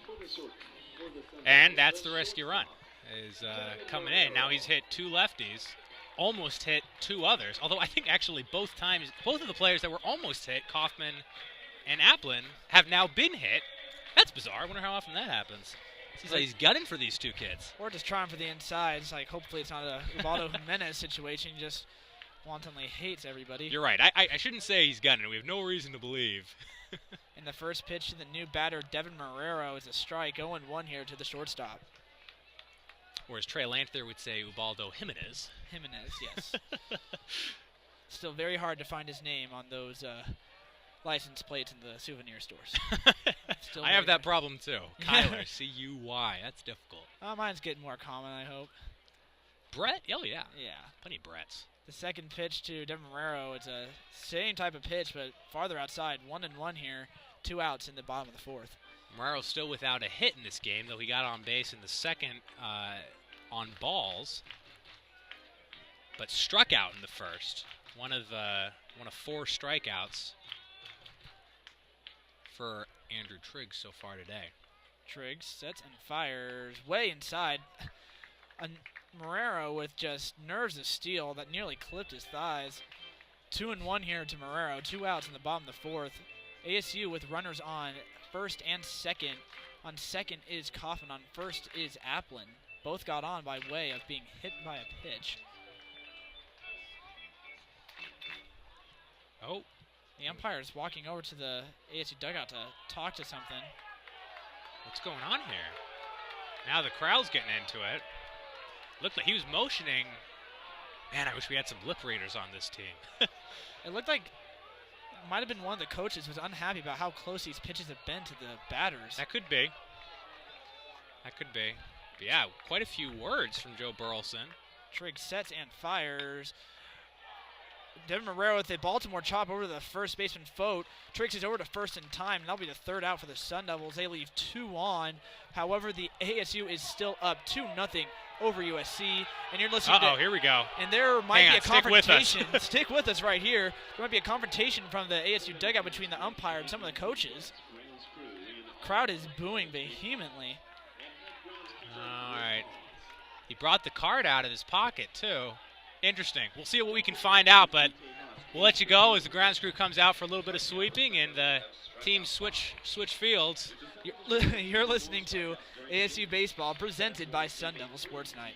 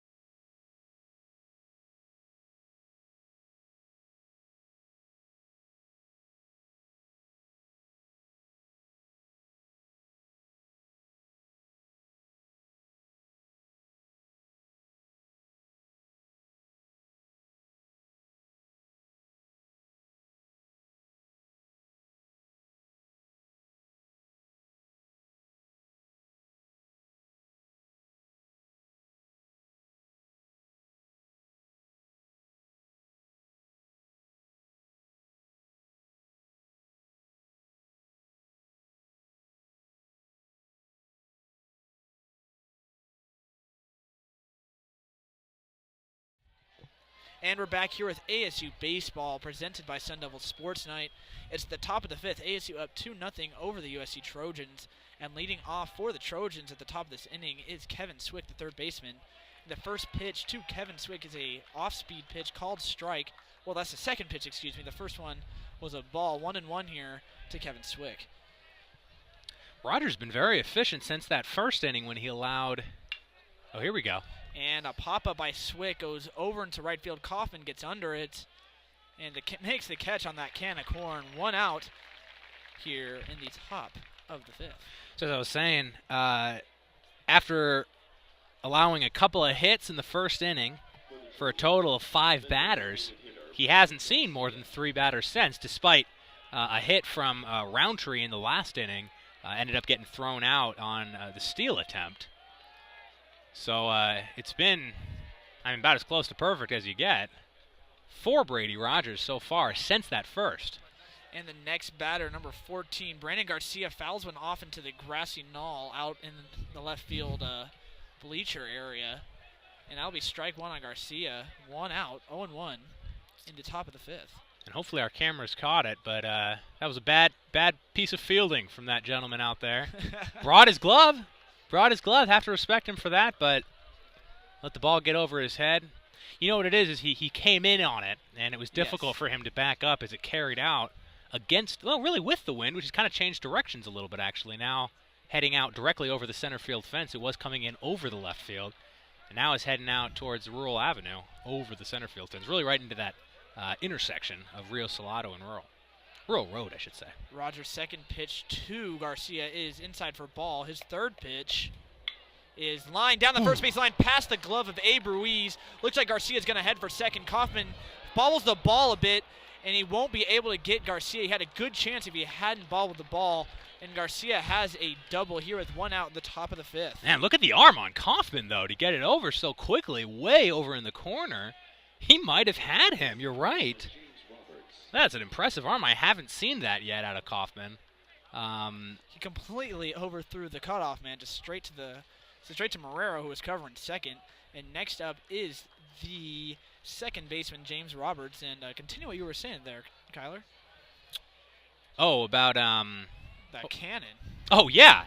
Kaufman, like I was saying, if he's up on the foul line there, and here we go with a bunt foul. Roberts trying to get a sacrifice, moving over Garcia on second, get him to third base. Maybe a sac fly, maybe to get a sac fly opportunity if he doesn't get thrown out. But either way, it failed. 0-1 to Roberts.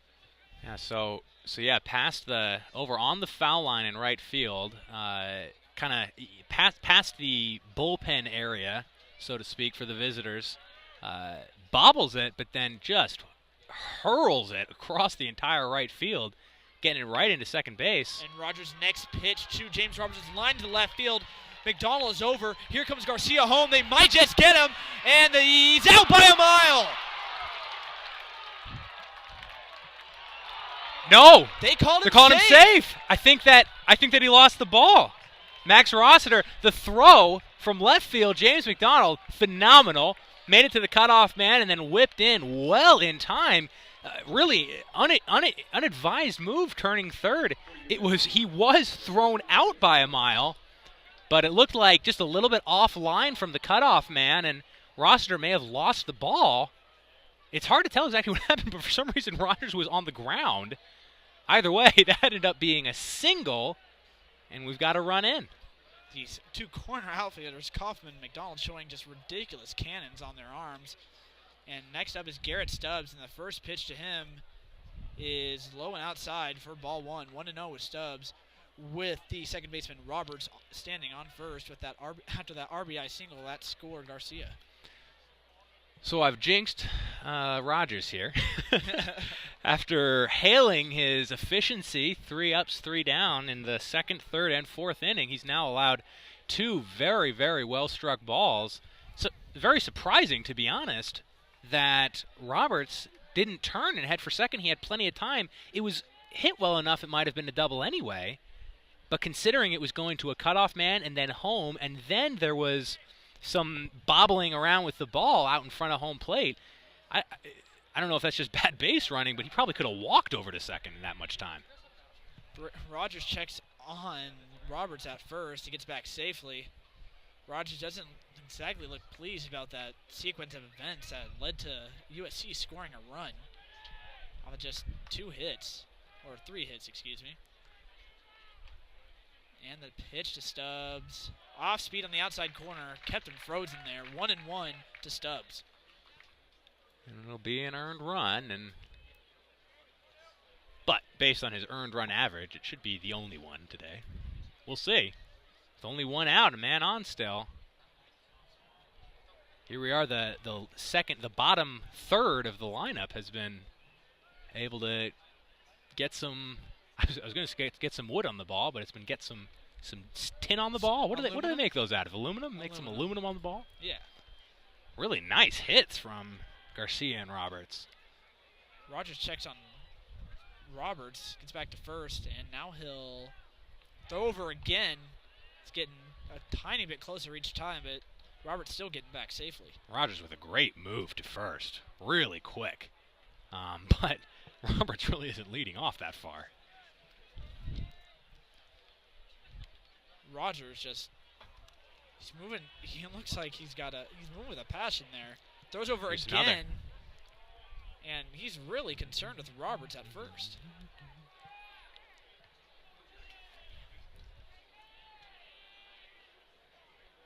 So Stubbs, this is only his second at bat. The first at bat in the 3rd inning. Grounded out. And Rogers' next pitch to Stubbs is grounded to the first baseman Ruiz. He throws it over to Morero, but completely throws it past him into left field.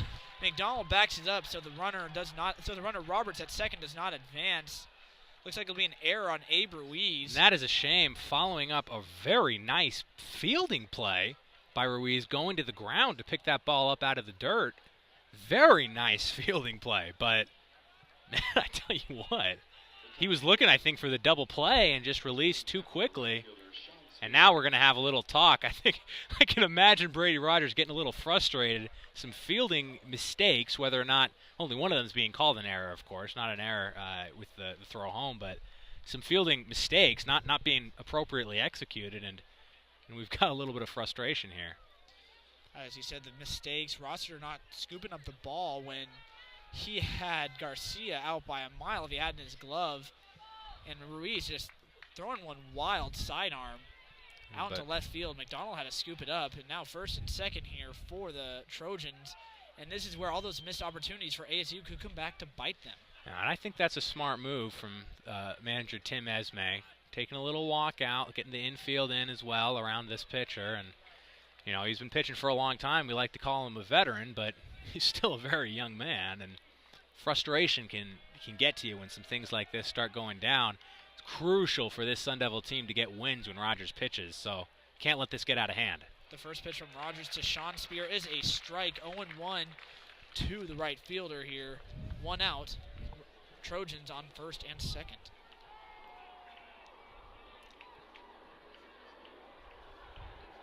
Rogers dealing with 2 runners now. Sets on the mound, checks both of them, and fires to the plate. And that'll be a ball.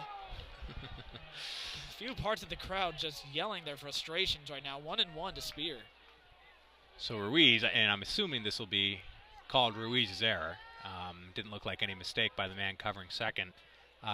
This will be his 6th error of the season, and wow, very surprisingly leading the team in errors is Devin Morero, the all Pac-10 fielding player at the shortstop position. But a couple other players with 6 errors, and that's something that has hurt the Sun Devils this season. When they occasionally do struggle to score runs, everything like that is a big deal. The next pitch to Spear is a Baltimore chop to DeMichael, and they just barely get Spear out at first, but the runners move up second and third for the Trojans. 2 outs here. Brady Rogers going to have to work some magic to make sure they don't score the game-tying run or even the go-ahead run here in the top of the 5th. Not a lot of ground outs to the second baseman with men on first and second and only 1 out that end up in what amounts to a sacrifice. But bouncing as it was, DeMichael actually made an excellent job corralling that and getting it over, timing the bounces so that he could pick it out of the air and get it over to Ruiz in time for the out. That was nearly an infield hit. And next up is the shortstop, Adam Landecker, and he swings to the first pitch, and he whiffs. 0-1 here to Landecker. 2 outs here, top of the 5th. Trojans down by 1, and they have runners on second and third. So Landecker singled in the first, struck out in the third. Rogers would love to repeat his performance in the third. Rogers fires. And it's a ball in the dirt, corralled by Rossiter. Doesn't get past him. Good D by Rossiter there. Instead of both the catcher and the umpire throwing a ball back to Rogers, Rossiter will just trade it out and throw a new one back to Rogers, and he'll size it up. 1-1 to Adam Landecker.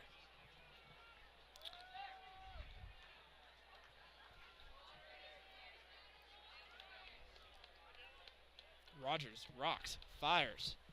Landecker swings. It's another Baltimore chop across to Stankovic. He throws it hard to Ruiz, and they just get ahead of him. A double pump by Stankovic showed some danger, but a good throw, good strong throw there, gets him out at first. Ruiz is a nice stretch, and but USC scores 1 on 2 hits and an error.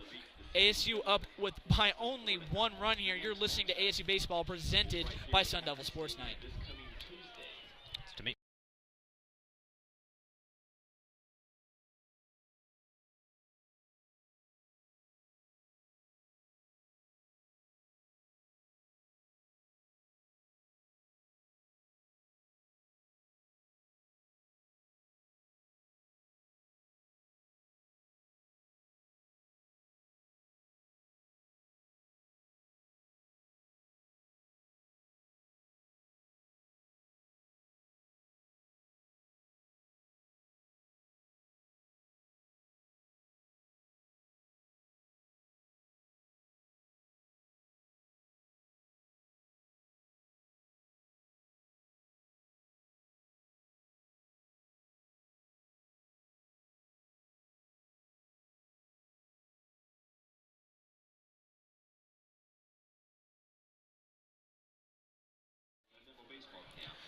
Welcome back to Tempe, Arizona, where you're watching ASU Sun Devil Baseball presented by Sun Devils Sports Night. I'm Cuyler Meade, joined by Brett Cowett. I'll be taking you home, starting down the bottom of the 5th inning after a nearly disastrous and still somewhat damaging inning for Brady Rogers and this highly touted fielding squad. Joey DeMichael taking, must have been just high, ball 1 from Andrew Triggs, leading off this bottom of the 5th inning. But we're at now 2-1, 2-2-1, I should say, in favor of the Sun Devils. Next pitch, flied very high. It'll stay inside the infield. Shortstop, Landecker underneath it makes the catch. That was extremely high. A lot of time to think about that one for Landecker. Which makes players kind of nervous after a while. They're staring at it. They don't know if it's going to move. They don't know if the wind's going to move it.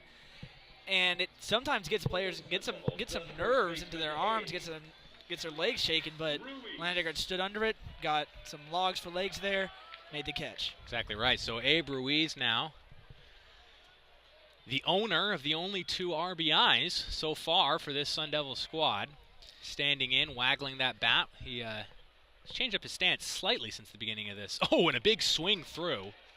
And we've mentioned, I've said a couple times so far on this broadcast, Ruiz with a slow looping yet powerful swing. Kind of characteristic of a left-handed power man, but something that you might expect him to improve if he wants to move forward with his baseball career. So 0-1 with an out to Ruiz. That pitch inside, ball 1, 1-1 with an out. As you said, the big looping swing, he might have to cheat on some fastballs, but when he does, he'll get great results if he does get a fastball where he wants it. He'll hit it over to that Paul LaDuca sign in right field on that fence, behind the right field fence. Here's the pitch and the swing through, strike 2. Couple of swing throughs from Ruiz. And actually, I haven't been counting them, but it's probably been 6 or 7 just whiffs from Ruiz from Andrew Triggs. Ruiz has only taken 2 balls his entire game. He's 1 for 2. He had that RBI. He had that 2 RBI double in the first, and he grounded out to the second baseman Roberts in the third. Triggs in with the 1-2 pitch. Whiff! Struck him out on 4 pitches. Not what Abe Ruiz was trying to accomplish there. That'll be the 5th strikeout for Andrew Triggs. Not at all what he was trying to accomplish. That was Triggs' 80th pitch. ASU needs to start working on getting its pitch count even higher, start doing what they did earlier, just waiting on pitches and working counts. And so far this inning, they're not showing that strategy. So James McDonald, a strikeout victim in the 3rd inning, takes strike 1 from Andrew Triggs. McDonald has struck out, as you said, in the 3rd inning, and in the 1st inning, he fouled out to the 3rd baseman, Swick. The 0-1 pitch, swung on, struck bouncing to the 2nd baseman, whipped over to 1st. Matt Fote manages to get it for the 3rd out. A quick 1-2-3 inning for Andrew Triggs. We'll go to the top of the 6th. You're watching ASU Sun Devil Baseball presented by Sun Devils Sports Night. The Sun Devils don't.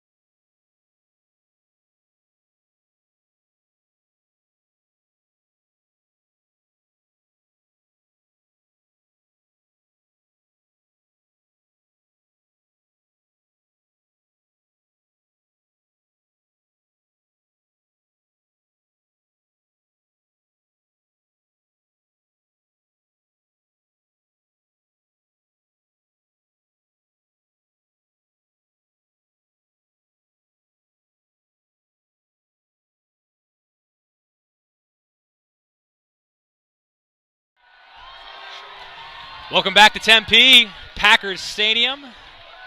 ASU Sun Devil Baseball presented by Sun Devils Sports Night. Cuyler Meade joined by Brett Cowett going into the top of the 6th inning. It's a 2-1 ball game. Devils on top of the Trojans. Not by much, though, after the top of the 5th. Kind of nearly disastrous. A lot of hits, errors, some mistakes in the field, but we've got Kevin Roundtree up now. The pitch from Rogers. That'll be called in the outside corner for strike 1. Tossing the black T-shirts around on this blackout night. I'd love a black T-shirt, by the way. Those shirts are awesome. Maybe we can talk to somebody in media relations for you. Here's the pitch from Rogers. That went outside. Ball 1, 1-1. No outs to Kevin Roundtree. Roundtree's the only perfect hitter of the night so far for the Trojans. He's 2 for 2. He got on the 1st with a single, got on in the 4th with a single, but was caught stealing on a throw him out. Pitch from Rogers. That'll be a foul. Just clipped it, did Roundtree. So 1-2. Roundtree must be one of the better hitters of USC to be hitting 3rd as a catcher. Otherwise, he's a 315 hitter. But there's 3 guys ahead of him, all in the lineup. Here's the pitch from Rogers, the 1-2. Swung on, and that went on, did end up bouncing off, looks like might have been the leg of the batter Roundtree. So it'll be a foul, because it ended up rolling in the direction of Brady Rogers. So it'll stay 1-2 with no outs. Batters fouling a lot off their bodies today, off their legs especially. These pitchers are working hard inside, especially those left-handed hitters. As you said, Triggs is just confounding hitters like Applin, and right here, Rogers just trying to work inside against Roundtree. You're exactly right. So here's the pitch from Rogers, the 1-2. Swung on, and that'll bounce to the shortstop, Marrero, who pick it up and whip it over to Abe Ruiz. Had to step just a little to his right, but pretty easily taken care of for out number 1. That'll bring up Matt Fote, the power man, the high average man, and the 4-hitter, but he hasn't been able to get anything going so far. Lined out in the 1st and forced me to write a backwards K in the 4th as he missed, if you remember, on that weird floater from Rogers that just drifted its way into the strike zone. First pitch from Rogers, in for a strike. Yeah, those backward Ks are the nemesis of all scorekeepers here. Mine's not even straight. It looks like it grew fur. I had to scribble it in. So with and out, Rogers working the 0-1 pitch. Here it is. Pretty well outside, a little high as well, 1-1. Brady Rogers' 75th pitch of the outing so far, working somewhat efficiently. His worst inning was the first, where he gave him 19, but he hasn't gotten close to exceeding that innings pitch total since. The 1-1 pitch, swung on and fouled way right, very high. Stick around in between the 7th inning, in the middle of the 7th inning, I should say. We're going to have Brett here give you a little bit of a major league update, just so that you know, you don't have to move around. Some pretty interesting things going on in the majors, but plenty of interesting things going on here at the collegiate level. The 1-2 pitch, swung on, fouled to the screen. It looks like Rogers is starting to get on top of these USC hitters. They're hitting late. They have to get hits going the other way because they're so late on some of these fastballs. And then once he starts working inside, those inside-out swings will just not work. They'll just be dead balls to any one of the infielders, or they'll just completely miss it and strike out. 1-2 pitch is high. It'll be 2-2 with an out. Rogers had strikeouts in the 2nd, 3rd, and 4th inning, but the 5th inning broke that streak with just a disaster of an inning in Rogers standards. This one swung on. It'll be foul, but Ruiz giving chase and does dive, and ends up sliding along the little warning track type area, and he gets a round of applause from the crowd for sacrificing for the team, although, of course, nothing came of it. Giving the wall a nice little headbutt there, but it was a nice smooth slide. And he just dirties up that beautiful, beautiful uniform. The shame. Hopefully we were able to catch that. This is a very special broadcast, kind of our premiere webcast. So hopefully we were able to catch that on the cameras. Here's the 2-2 pitch. Swung on, laced way out to left field. James McDonald having to back up, but he's got it. That'll be out number 2. That one looked like it may have had some legs, but even with the wind heading out in that direction, in fact, wasn't able to carry. So just a long out. It did look like it was going out at first, but the wind wasn't enough to carry it, and it didn't sound like a hard hit off the bat. So luckily for Rogers, he stayed in the yard, didn't even reach the warning track, and he's doing a good job of keeping these hitters subdued after that disastrous inning. So Dante Flores swung through and missed for strike 1. Nice whiff for Brady Rogers to start things off. Remember, Flores last time was receiving very detailed and pitch-by-pitch instructions from the dugout. That time he had somebody on. This time, clean bases for Rogers as he works. Here's the 0-1. That'll be outside. I had to wait. Difficult to tell. Might have been a little low as well. 1-1. And if he wants instructions on pitches, I'll tell him to swing at everything so he can strike out on 3. I mean, I'll give him. I don't know if he'd be requesting instructions from you, Brett. Here's the 1-1 pitch. Must have been a little low for ball 2. Well, either way, it did take him 25 seconds to get one call from the dugout over there, and it's like, are they doing conflicting signs like in football? 2-1 pitch, called strike 2 on the outside corner. So after the whiff, Flores has been very hesitant. Twice in a row it paid off. He got the ball called, and now he ends up waiting on strike 2. So the 2-2 pitch with a couple of outs. The crowd is into it. Swung through and missed. Strike 3. Pretty nice piece of work for Brady Rogers. We're going to head to the bottom of the 6th inning to score 2-1 in favor of the Sun Devils. You're watching Sun Devil Baseball, presented by Sun Devils Sports Night.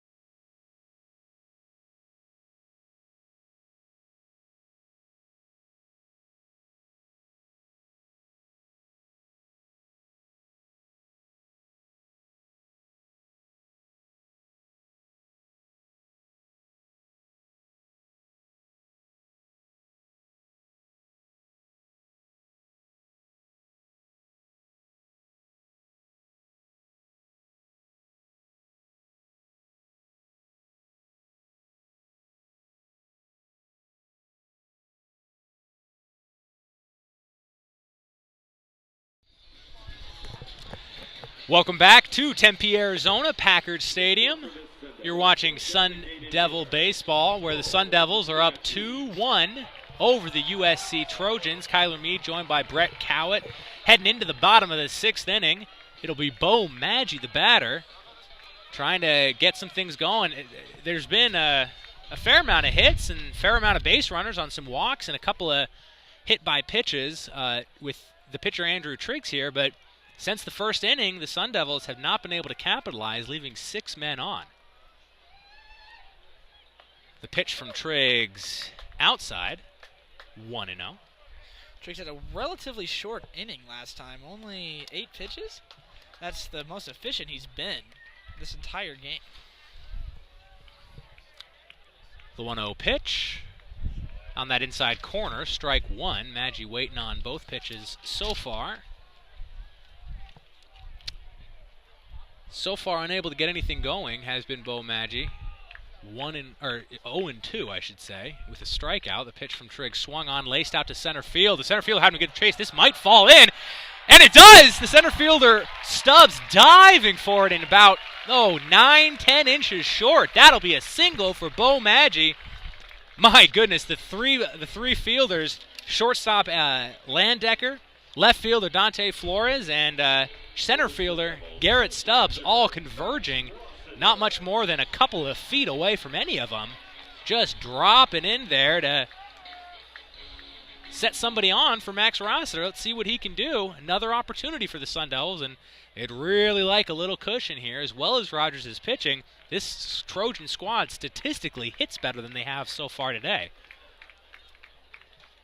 That hit from Maggi just fell into that dead spot between all 3 of those fielders, between the shortstop Landecker, the left fielder Flores, and the center fielder Stubbs.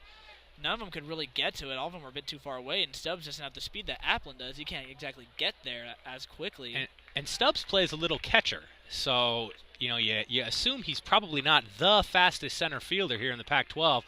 First pitch to Rossiter, swung-ish through. Looked like he tried to check it, but called either way, called strike 1. I think he went around, but... So 0-1, no outs with a man on for Max Rossiter, that man Bo Maggi. But yeah, Stubbs wasn't playing very, very deep. It may be that he didn't get a good read on it, but he was breaking very hard and just couldn't make it in time. And so here's a big chop. This looks like it could be a double play ball, whipped over from the second baseman. And indeed, that'll be a double play to bring up Casey Kaufman. Disappointing with men on base. That's the second double play these Sun Devils have hit into. Sun Devils not going with their game plan, what seemed to be like their game plan, not trying to wear Triggs down. He's had a very efficient inning, only 8 pitches last time, and now this could end in another pitch. That'd be 6. They're keeping him in the game, which they really don't need to. They haven't been getting much. Only Abe Ruiz has the 2 RBIs. So Kaufman now with the bases clear, swings at the first pitch from Triggs, and it'll go lining straight into the glove of the left fielder, Dante Flores, to end the inning. So a disappointing bottom of the 6th after getting a man on early. The Sun Devils weren't able to capitalize again. That's the 7th, well, didn't leave him on, but the 7th man that got on. So we'll head to the top of the 7th, 2-1 in favor of the Sun Devils. We'll be right back. You're watching Sun Devil Baseball presented by Sun Devil Sports Night.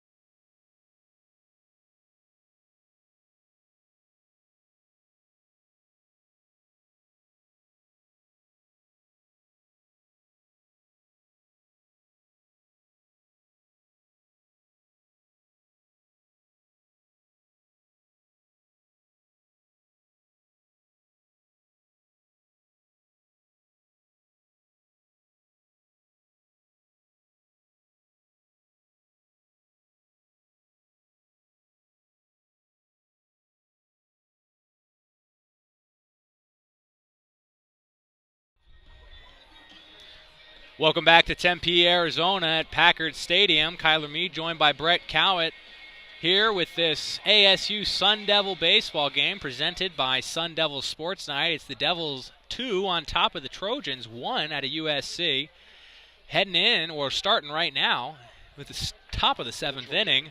It'll be Kevin Swick, the batter, who so far hasn't gotten anything going. The pitch from Rogers to start the inning will be called strike 1. Swick has struck out in the 2nd inning and then flown out to the right fielder Kaufman in the 5th. So Rogers with the 0-1 pitch, rocks, fires, and thought about it, did Swick, but it's outside, called ball 1. So what's the mistake these Sun Devils are making? They're getting plenty of opportunities, 6 hits now. They've left several men on base, a couple of double plays that have been hit into. Bro, what do they need to do differently?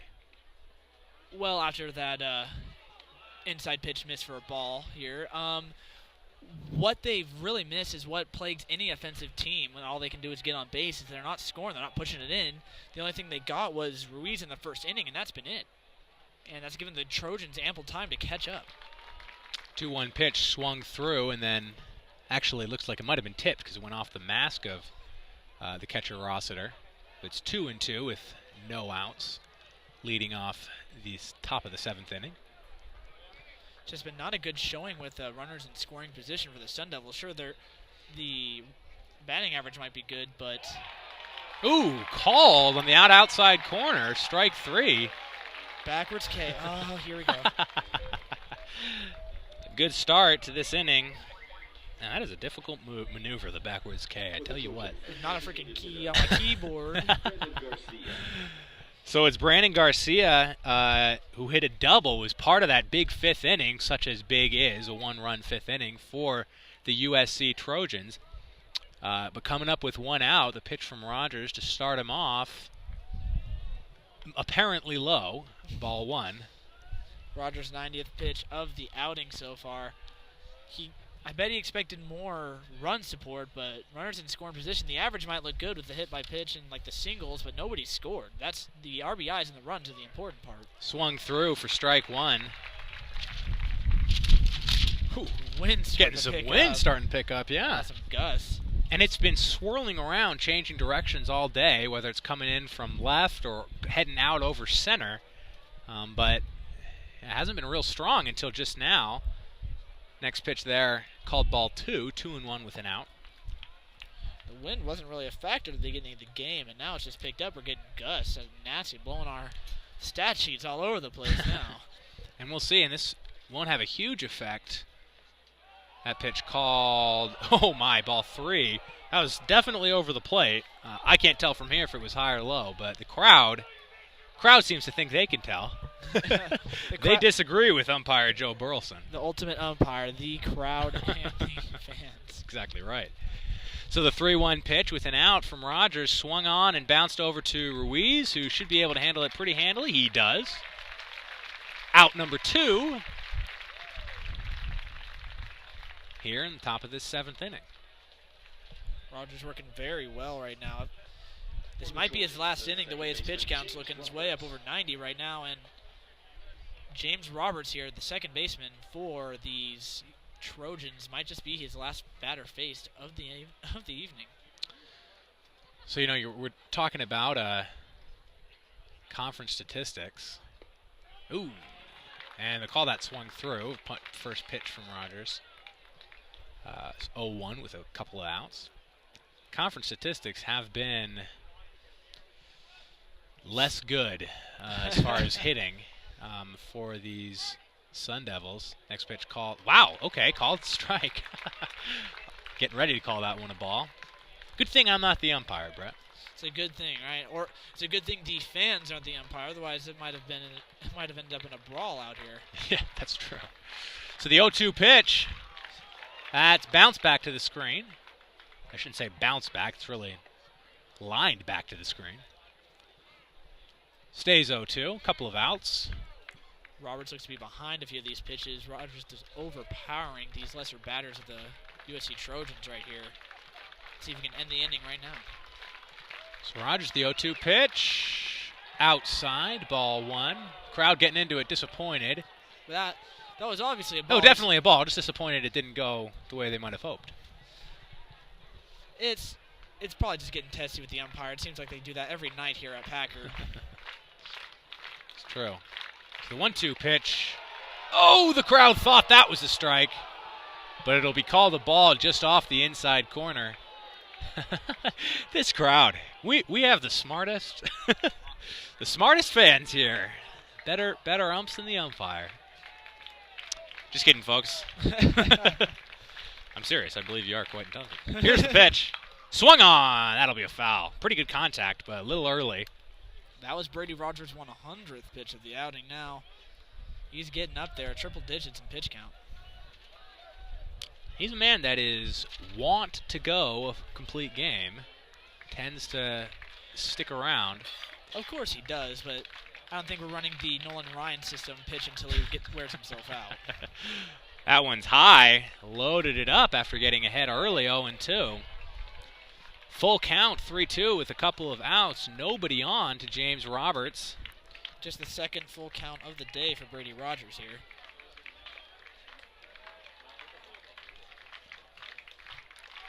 Roberts flying out to the center fielder Applin, much to the pleasure of this crowd. It'll stay 2-1. Sun Devils lead over the USC Trojans.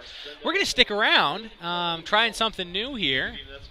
And we're going to give you a little Major League update, courtesy of Brett Cowett. Yeah, Major League just started about a week ago or so, and already some major injuries affecting some major teams. The Red Sox are going to be without Jacoby Ellsbury for 6 weeks, at minimum of 6 weeks, after they discovered a dislocation or partial dislocation of the right shoulder after Reed Brignac of the Rays fell on him after a double play attempt. He'll be gone. The Red Sox will be stuck in the outfield of Darnell McDonald, Cody Ross, and Ryan Sweeney. Or in other words, yuck. The Miami Marlins walked it off in the 11th inning tonight. Gabby Sanchez hit an RBI double off of Brandon Line in the 11th inning to give the Marlins a 5-4 victory over the Astros. Matt Harrison of the Texas Rangers was masterful today. He pitched 8 strong innings against the Twins, allowing just 1 run on 7 hits. She struck out 4. David Wright going on the DL, likely with a finger injury. And lastly, the San Francisco Giants. This is the important information, folks.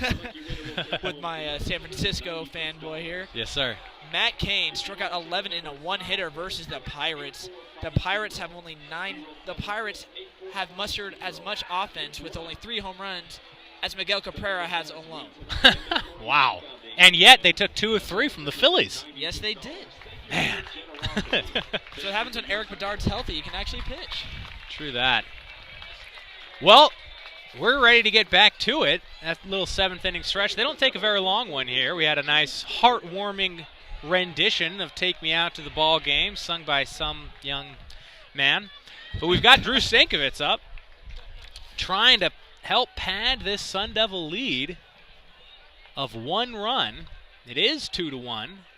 Sun Devils over USC Trojans here on this Arizona State University Sun Devil baseball broadcast, presented to you graciously by the good folks at Sun Devils Sports Night. The 0-1 pitch to Stankiewicz. That'll be outside. Ball 1-1 from Andrew Trigg here in the bottom of this 7th inning. Stankiewicz got on with a double in the 2nd inning that just grazed the line, the foul line over and left. Couldn't score, and then he struck out looking in the 4th. Oh, my goodness. Holy cow. He's going to take a base. Head hunting is Andrew Triggs, trying to get out of the way, but nowhere to go. Oh, dear. Good thing Stankiewicz looks just fine, but he'll get that base. That's the third lefty hit by a pitch in that dangerous zone for Andrew Trigg today. But so far, it hasn't come to hurt them at all. Not one of those batters, nor either of his 2 walks, have scored. But it'll bring up Andrew Applin, who's been on base all 3 times that he's come up to the plate, with a single in the 1st, a walk in the 2nd, and was hit, one of those batters hit by pitch, in the 4th. So now with the man on, let's see what Andrew Applin can do if he can add to the lead. A nice situation for the Sun Devils, no outs with a man on, and here we are at the top of the order. The pitch, Applin looking like he might want to bunt, showing that but taking it away quickly. It'll be ball 1, 1-0, no outs. Stankiewicz, the man on first base. Applin trying to bunt. He's the best candidate for that right now. He's fast enough to get to first without getting thrown out from a short bunt going 45 feet down the line. But at the same time, it's like these Sun Devils are struggling just to get something, get some offense going here in these innings that aren't the first. So back to first is Trigg. He's been very careful, we've said a few times, with base runners. And so far, except for that time there in the first inning, he's been all right. Well, unlike most of the people he's tried to throw over at first for, Stankiewicz is actually a threat. He's very quick on the base paths. So the 1-0 pitch. Bunted very high. It'll be caught, and having to get back to the bag is Stankiewicz. A failed bunt from Applin. The exact opposite of what Tim Esme was hoping for, and that's another disappointment. Get some knuckles there from Devin Marrero, the next man up, trying to make something happen here for these Sun Devils. Disappointing at bat, Brett. Yeah, Apple as the leadoff guy, I expected to have more experience at bunting, but with that just popped up when just floated over to the third base with the swick.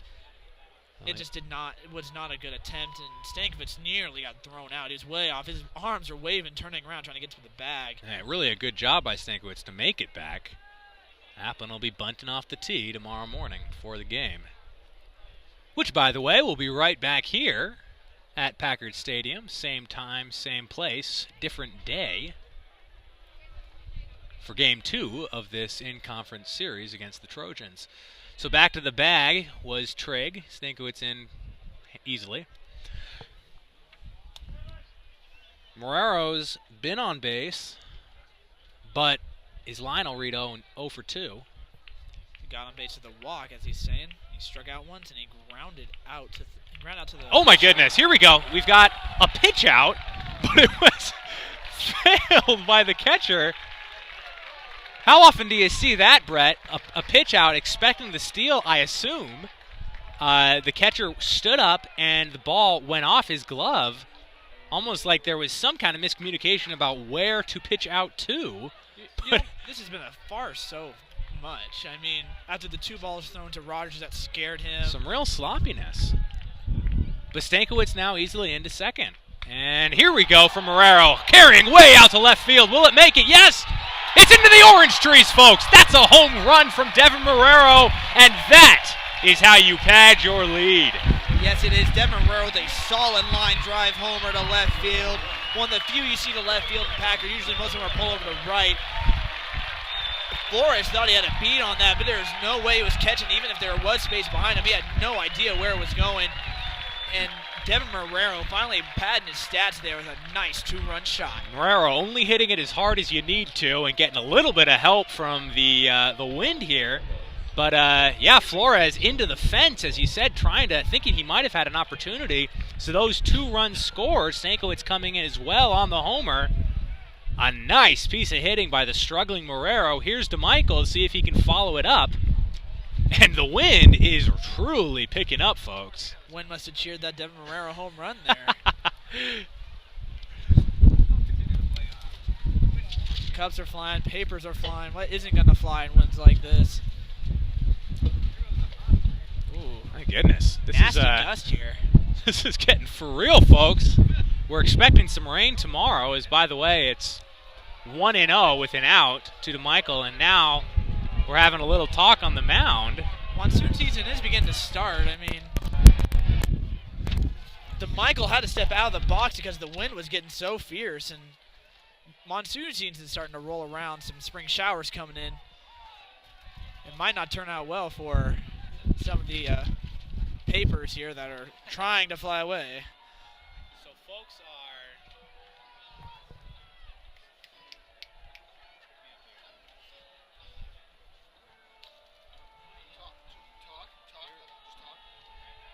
We're having some technical difficulties here. Yeah, I'll keep on talking in Cuyler's stead right now.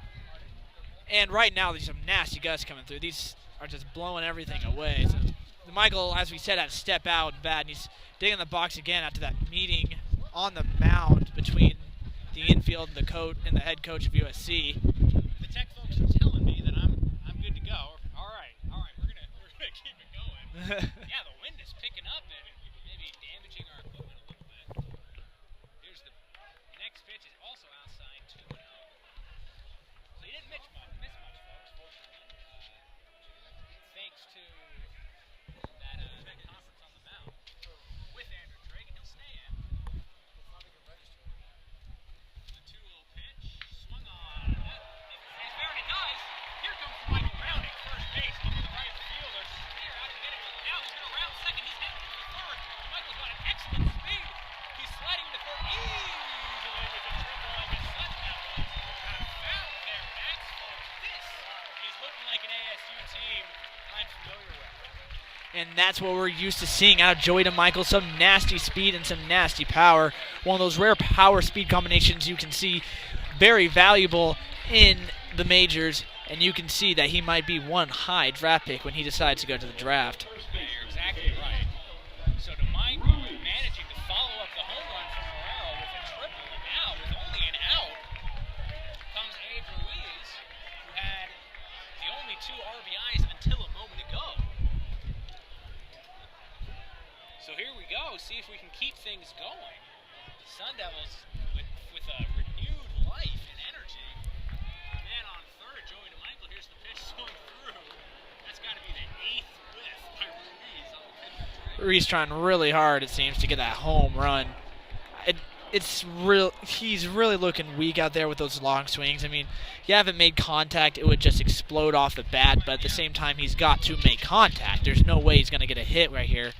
As the next pitch is skied over into shallow left. See, if he makes contact, it'll explode. Like you said, the wind messing with that ball there, Cuyler. Yeah, no kidding. Thanks, we're still having some technical difficulties. I don't know if folks are... Here we go. All right, there we go. Now it's working.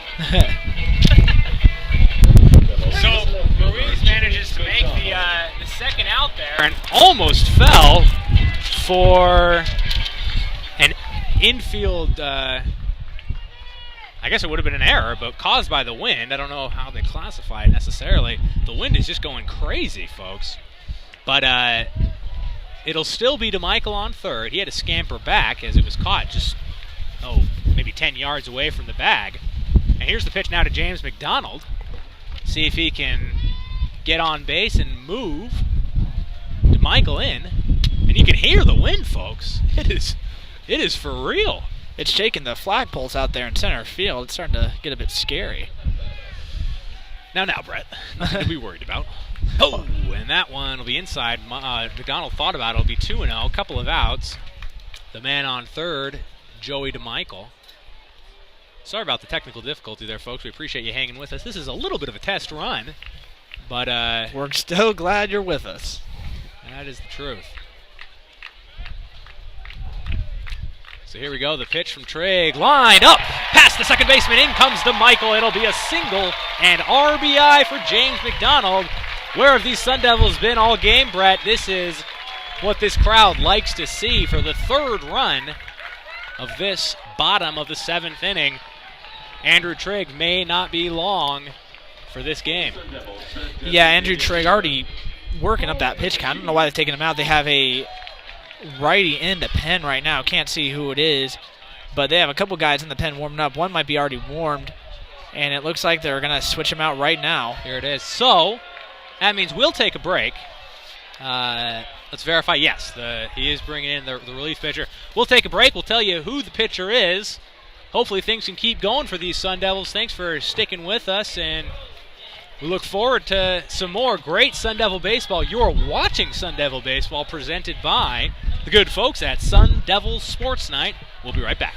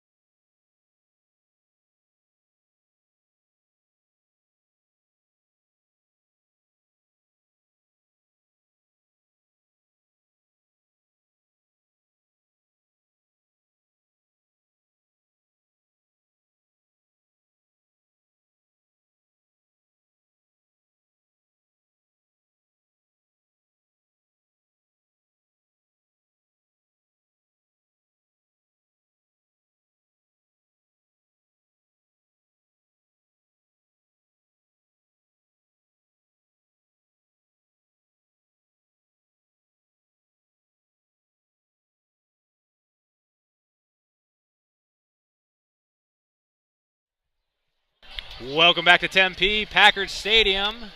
Here with some Sun Devil baseball. We're here still in the bottom, the bottom of the 7th inning. Sun Devils have put 3 on the board on the back of a Devin Marrero home run that scored 2. A Joey DeMichael triple that was batted in just now by James McDonald's single, and we've had a pitching change. Brett Williams on the mound now to face Bo Maggi with a man on and 2 outs. Brett Williams, a right-hander for the USC Trojans. There we go, swung on, bounds into the second baseman who handles it pretty well and is able to get it into first for the 3rd out of the inning. So that was quick. We're going to take a quick break as we go to the top of the 8th inning. But the score now is 5-1, Sun Devils up on top of the USC Trojans. You're watching ASU Baseball presented by Sun Devils Sports Night.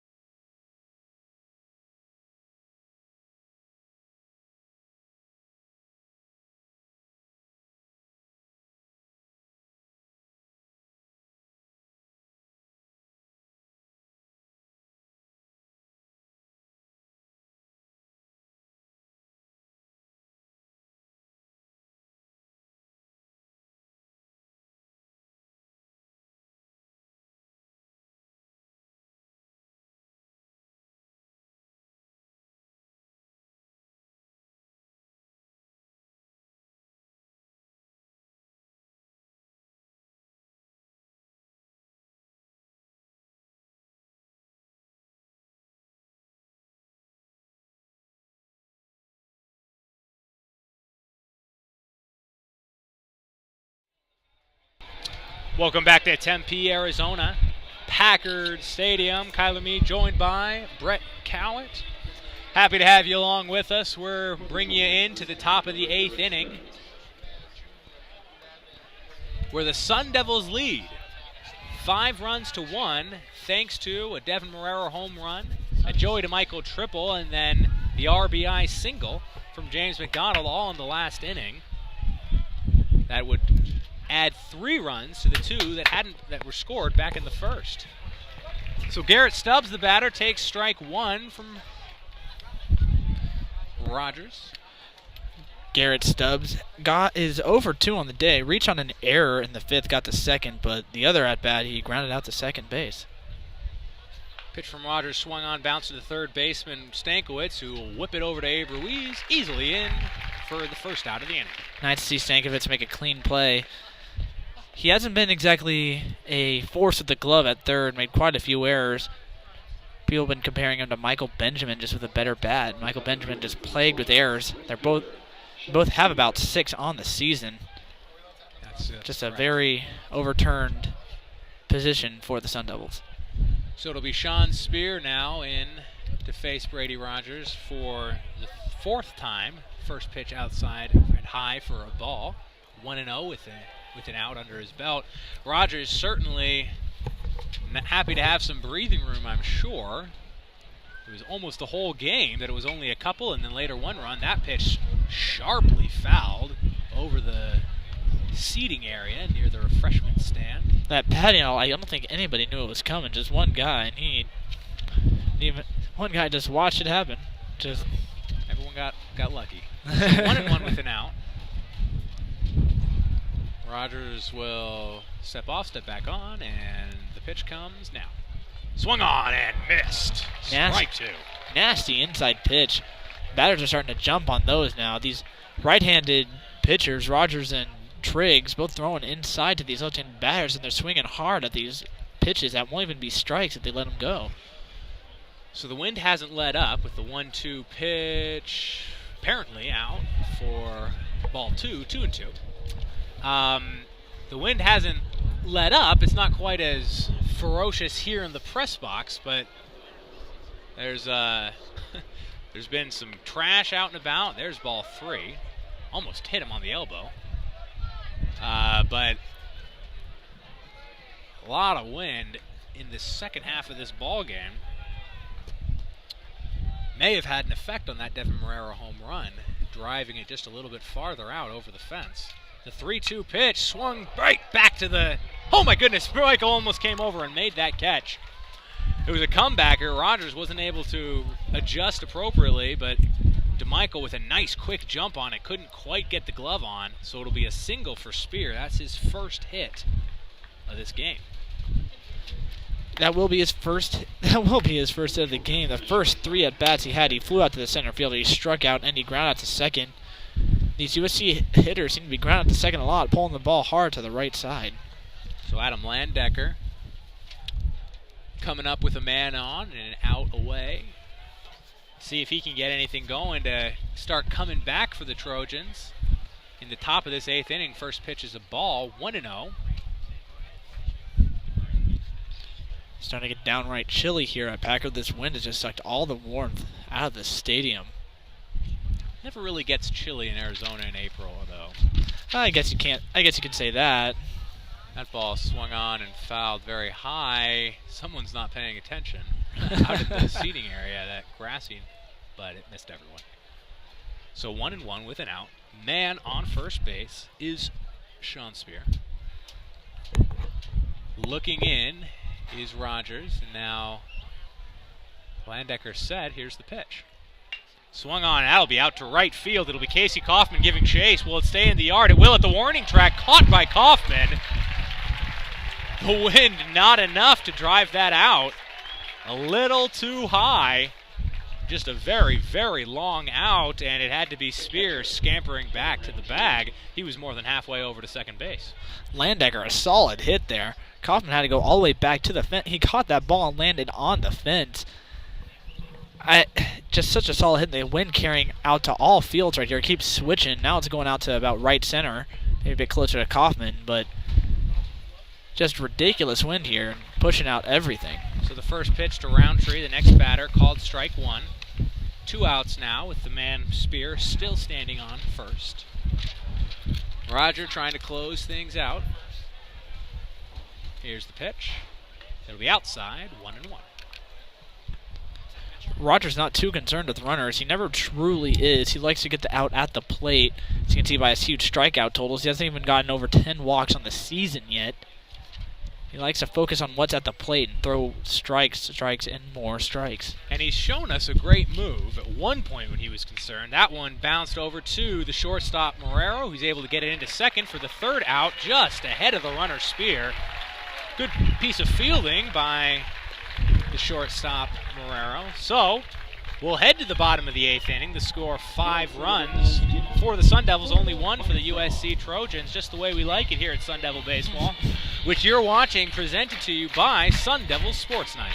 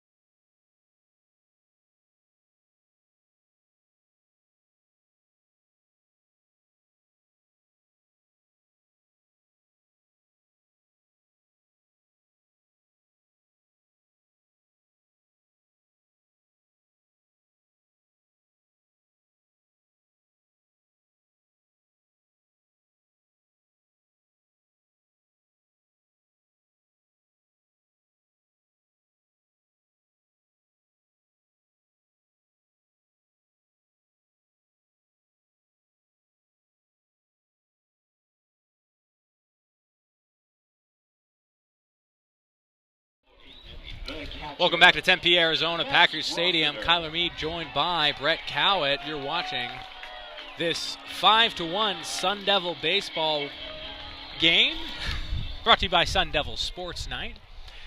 Here we are in the bottom of the 8th inning. I said 5-1 over the USC Trojans. And it'll be Max Rossiter, the catcher, to face this relief pitcher, Brett Williams. Here's the pitch. Ooh, wow. Fooled him. Big whiff for Max Rossiter. Max Rossiter is 1 for 3 on the day.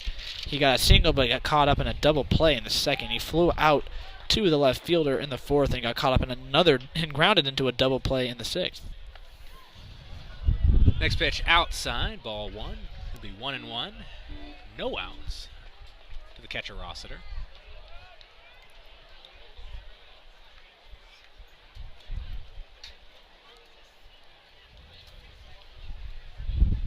One pitch swung out to center field. Center fielder Stubbs giving chase, but it'll be Sam Spear, the right fielder, that'll settle under it and make the play. Out number 1. As fast as you've seen those outfielders move, but you can see the ball was floating there. The wind is just making sure every fly ball is an adventure for these fielders here. Hopefully the game doesn't come down to a fly ball, because that could be potentially a dangerous situation. So Casey Kaufman, right fielder, able to make a really nice play, tracking the ball all the way to the fence in the last inning, at the top of this inning, I should say. The first pitch inside and low for ball 1. Kaufman's been on bag thanks to getting hit by a pitch, but besides that, hasn't done too well at the plate. 2-0. Neither has Brett Williams on the mound there. He's been a bit wild, and as we said while he was warming up this inning, all of his pitches were outside or hides. He's been a bit wild, and the Sun Devils would do well not to swing at a bunch of these pitches here. Here we go. Swung on and bounced over to the second baseman, Roberts. A nice play, able to get it into first for out number 2. That was a pretty good bounce that Roberts was able to corral. Didn't have to move very far for it, but had to react well. Bounce about a couple of yards in front of him. So 2 outs will bring up Drew Stankiewicz. He scored a run. He was the man on base when Devin Marrero knocked it out. Back in the 7th inning. Just an inning ago. So 2 outs. Go ahead. Seems like such a long time ago already. It took so long for that inning to end. No kidding. Stankiewicz had a double in the 2nd, a single in the 7th, which is how he ended up getting driven in by the homer, but struck out looking in the 4th. And that'll be called a strike, so it's 1-1 now with a couple of outs for the pitcher Brett Williams. Seems like the first true strike he's really thrown. Everything else has been a hit or a foul ball. Brett Williams is a bit wild tonight. I don't know if it's the wind, don't know if it's him, but either way, he's thrown a lot of balls. Well, and this is actually only his 3rd official appearance. He's pitched 1 1/3 innings so far for these Trojans, so could just be lack of use. That last pitch in for ball 2. Andrew Applin on deck again. That pitch high and off the catcher's glove to the screen. It'll be ball 3, 3-1 with a pair of outs. And the top of the order on deck. Williams keeps licking his fingers, trying to get grip for the ball. It doesn't seem like he has any at all. They're going wild all over the place. They're going high, they're going outside, they're going way too far inside, threatening to hit Stankiewicz. So the 3-1 pitch from Williams. That's low. He walked him. Stankiewicz on base for the third time this game. Sadly, it's only going to show up as a 1 for 2 here. He got hit by a pitch last inning, then he got a walk. Earlier, he struck out looking and a double in the 2nd. So even though he did get on base quite a few times, it's only going to show it's 1 for 2 in the box score. So it's Andrew Applin now up with his 5th trip to the plate. First pitch outside for ball 1. Brett Williams continues to search for the strike zone. That search for the strike zone must be an Indiana Jones type of journey there. Brett Williams in the search for the strike zone. The 5th sequel. Oh, and it's a wild pitch in the dirt. Stankiewicz will jog over to first base. That has happened every time Stankiewicz has been on base. He's been given an extra base as a result of a bad pitch. That's weird. Oh, that's definitely. I don't think that's ever happened before that he has given 3 extra bases from wild pitches. Yeah. The double in the second. The hit by pitch. He was able to move over, and then the single in the 7th, he was able to move up. None of those times has it mattered. No, despite making it to 3rd in the 2nd, he was stranded, and it was a home run that would drive him in the 7th. So we'll see if it makes a difference here. 3 balls already to Andrew Applin. Mattered in a different way back then. And it does not matter. Oh, excuse me, that was a strike. I thought it looked low to me. So it'll be 3-1. Hold your horses. 3-1 with a couple of outs, man on second. Andrew Applin at the plate trying to get something going. The pitch swung on and struck out towards center field. Covered easily by the center fielder, Garrett Stubbs. That'll be out number 3. We're heading to the top of the 9th inning. Last ups for the USC Trojans. Can they make it interesting for us, or will this be the end? We'll be back in just a few minutes. You're watching Sun Devil Baseball presented by Sun Devils Sports Night.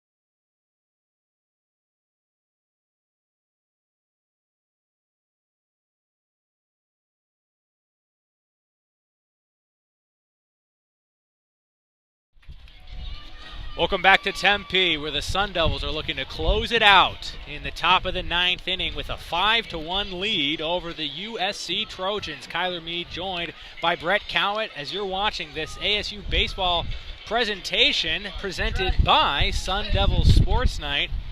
Brett, it was a very close kind of touch-and-go game for several innings. 2 runs scored quickly, but then the Sun Devils couldn't get anything else going after the first inning until some activity in the 7th. And here we have a new pitcher, Robert Ravago, a junior out of Tucson. Best walk-up song ever. We've got a heavier version, I think, of the White Stripes. Yes, indeed. But it'll be Matt Fote, who, based on his batting average, is statistically due. First pitch from Ravago, the junior, is high, ball 1. Ravago, that song you're talking about, a heavy version of White Stripes, remixed by the Glitch Mob. Look at you with the knowledge. Oh, yeah, one of my favorite songs. Ravago, a hard thrower, but so far hasn't found the strike zone. 2-0 to Matt Fote. The heart of the order for the USC Trojans, not a bunch of hitters you really want to get in trouble with, but then again, you do have a 4-run lead. But nobody that's gotten anything done. Fote's lined out, struck out, and flown out as that's called ball 3. The crowd wanted something else. Flores, who's up next, ground out, flew out, and struck out. And Swick has struck out twice and flown out. So this heart of the order, and there's a walk, the first time Fote's been on base. 4-pitch walk from Robert Ravago. Not the only man searching for the strike zone. Fote didn't even have to work for that walk. Ravago was just all over the place. Yeah, they weren't even close. No, not even. So a bad start for the junior, but he's got some breathing room. in this top of the 9th inning. 5-1 he's working with, but now with no outs, there's a man on base, and Dante Flores, another man who statistically ought to have a hit in 4 at-bats. This is his 4th. He's got none. First strike for Ravago. Flores, the man that waits for the call from the dugout, once again with a man on first. Flores sitting on the dugout calls right there. Make your own choice. You have 4 runs. I think you'd want to get a hit or swing because button's just not going to work here, son. The 0-1 pitch. Thought about it, but outside. 1-1. This pitcher, Robert Ravago, not as accurate as you might expect from a closer. He's not the traditional closer, but not a safe situation. Correct. For the primary closer, Jake Barrett. So that one swung on and struck very sharply to the third baseman. Stankiewicz whips it over to the second baseman, DeMichael, and that's a double play as DeMichael swings it around to the first baseman, Abe Ruiz. Excellent work by Ravago. Yes, indeed. Managing to clean up his own mess. All it takes is one pitch, and now a double play, and Ravago can take it easy with this last batter. So here we go. 2 outs. Top of the 9th inning. The hometown team well ahead, 5-1. The stadium's starting to empty up. Folks seem confident. The first pitch, that's over for strike 1. 0-1 to the man Kevin Swick, who, as we mentioned, has struck out twice and flown out to right field. 0-3 so far on the day. Here's the pitch from Ravago. Swung through, strike 2. And the crowd that remains is on its feet. This could be over very shortly, Brett. Swick way out in front of that pitch. I don't know what he was doing. That's an ugly swing. Ugly is correct. Here's the pitch. Swung on and missed. Strike 3. And that's the ball game, folks. Robert Ravago took some criticism from us, but manages to get the third batter swinging. That'll be a 5-1 game. Pretty easy pickings, but an exciting one here from Packard Stadium. We're going to give you a real brief post-game wrap-up following the break, but it's 5-1. The Sun Devils win it. A nice head start heading into this 3-game series with the USC Trojans. We'll be right back very briefly to give you the wrap-up. Cuyler Meade joined by Brett Cowett. You're watching ASU Baseball presented by Sun Devils Sports Night. We'll be right back.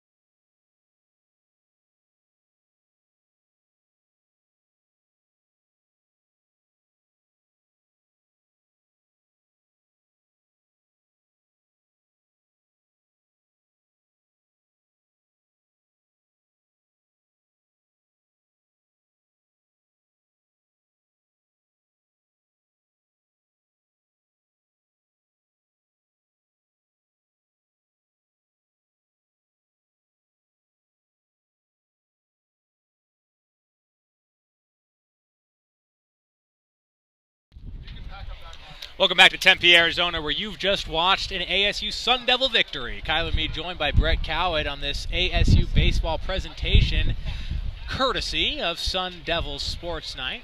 The team's out on the field for a little meeting with manager and coach Tim Esme.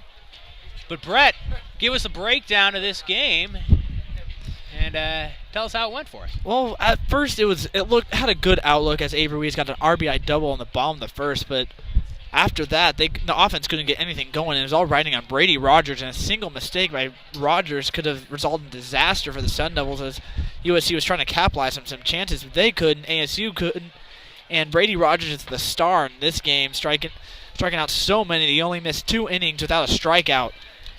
And then in the bottom of the 7th, Devin Marrero with an absolute screamer line drive to left field gets out in a hurry for a 2-run shot. They had another run that inning too.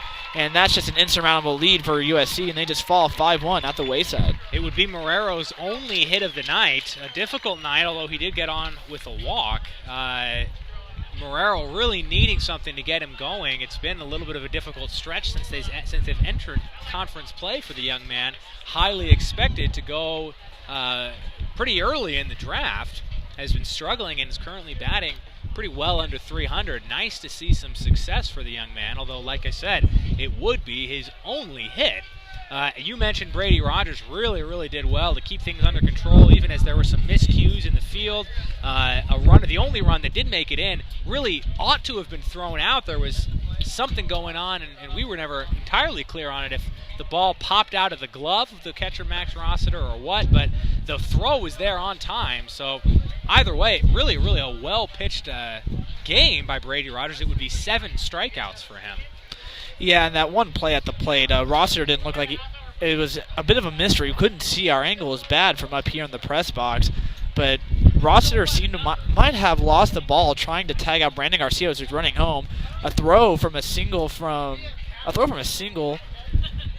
that McDonald in left field at Corral just was on target and on time. It just Rossiter couldn't get the ball in his glove, or he didn't pick it up when he first had it. It just dropped it and he called safe, and that was the only run. It'll be a charge run to Brady Rogers. I was sure he didn't really feel like he deserved. He needed. No question. And later in that inning, there'd be an error from Ruiz overthrowing the second baseman, trying to get out of things.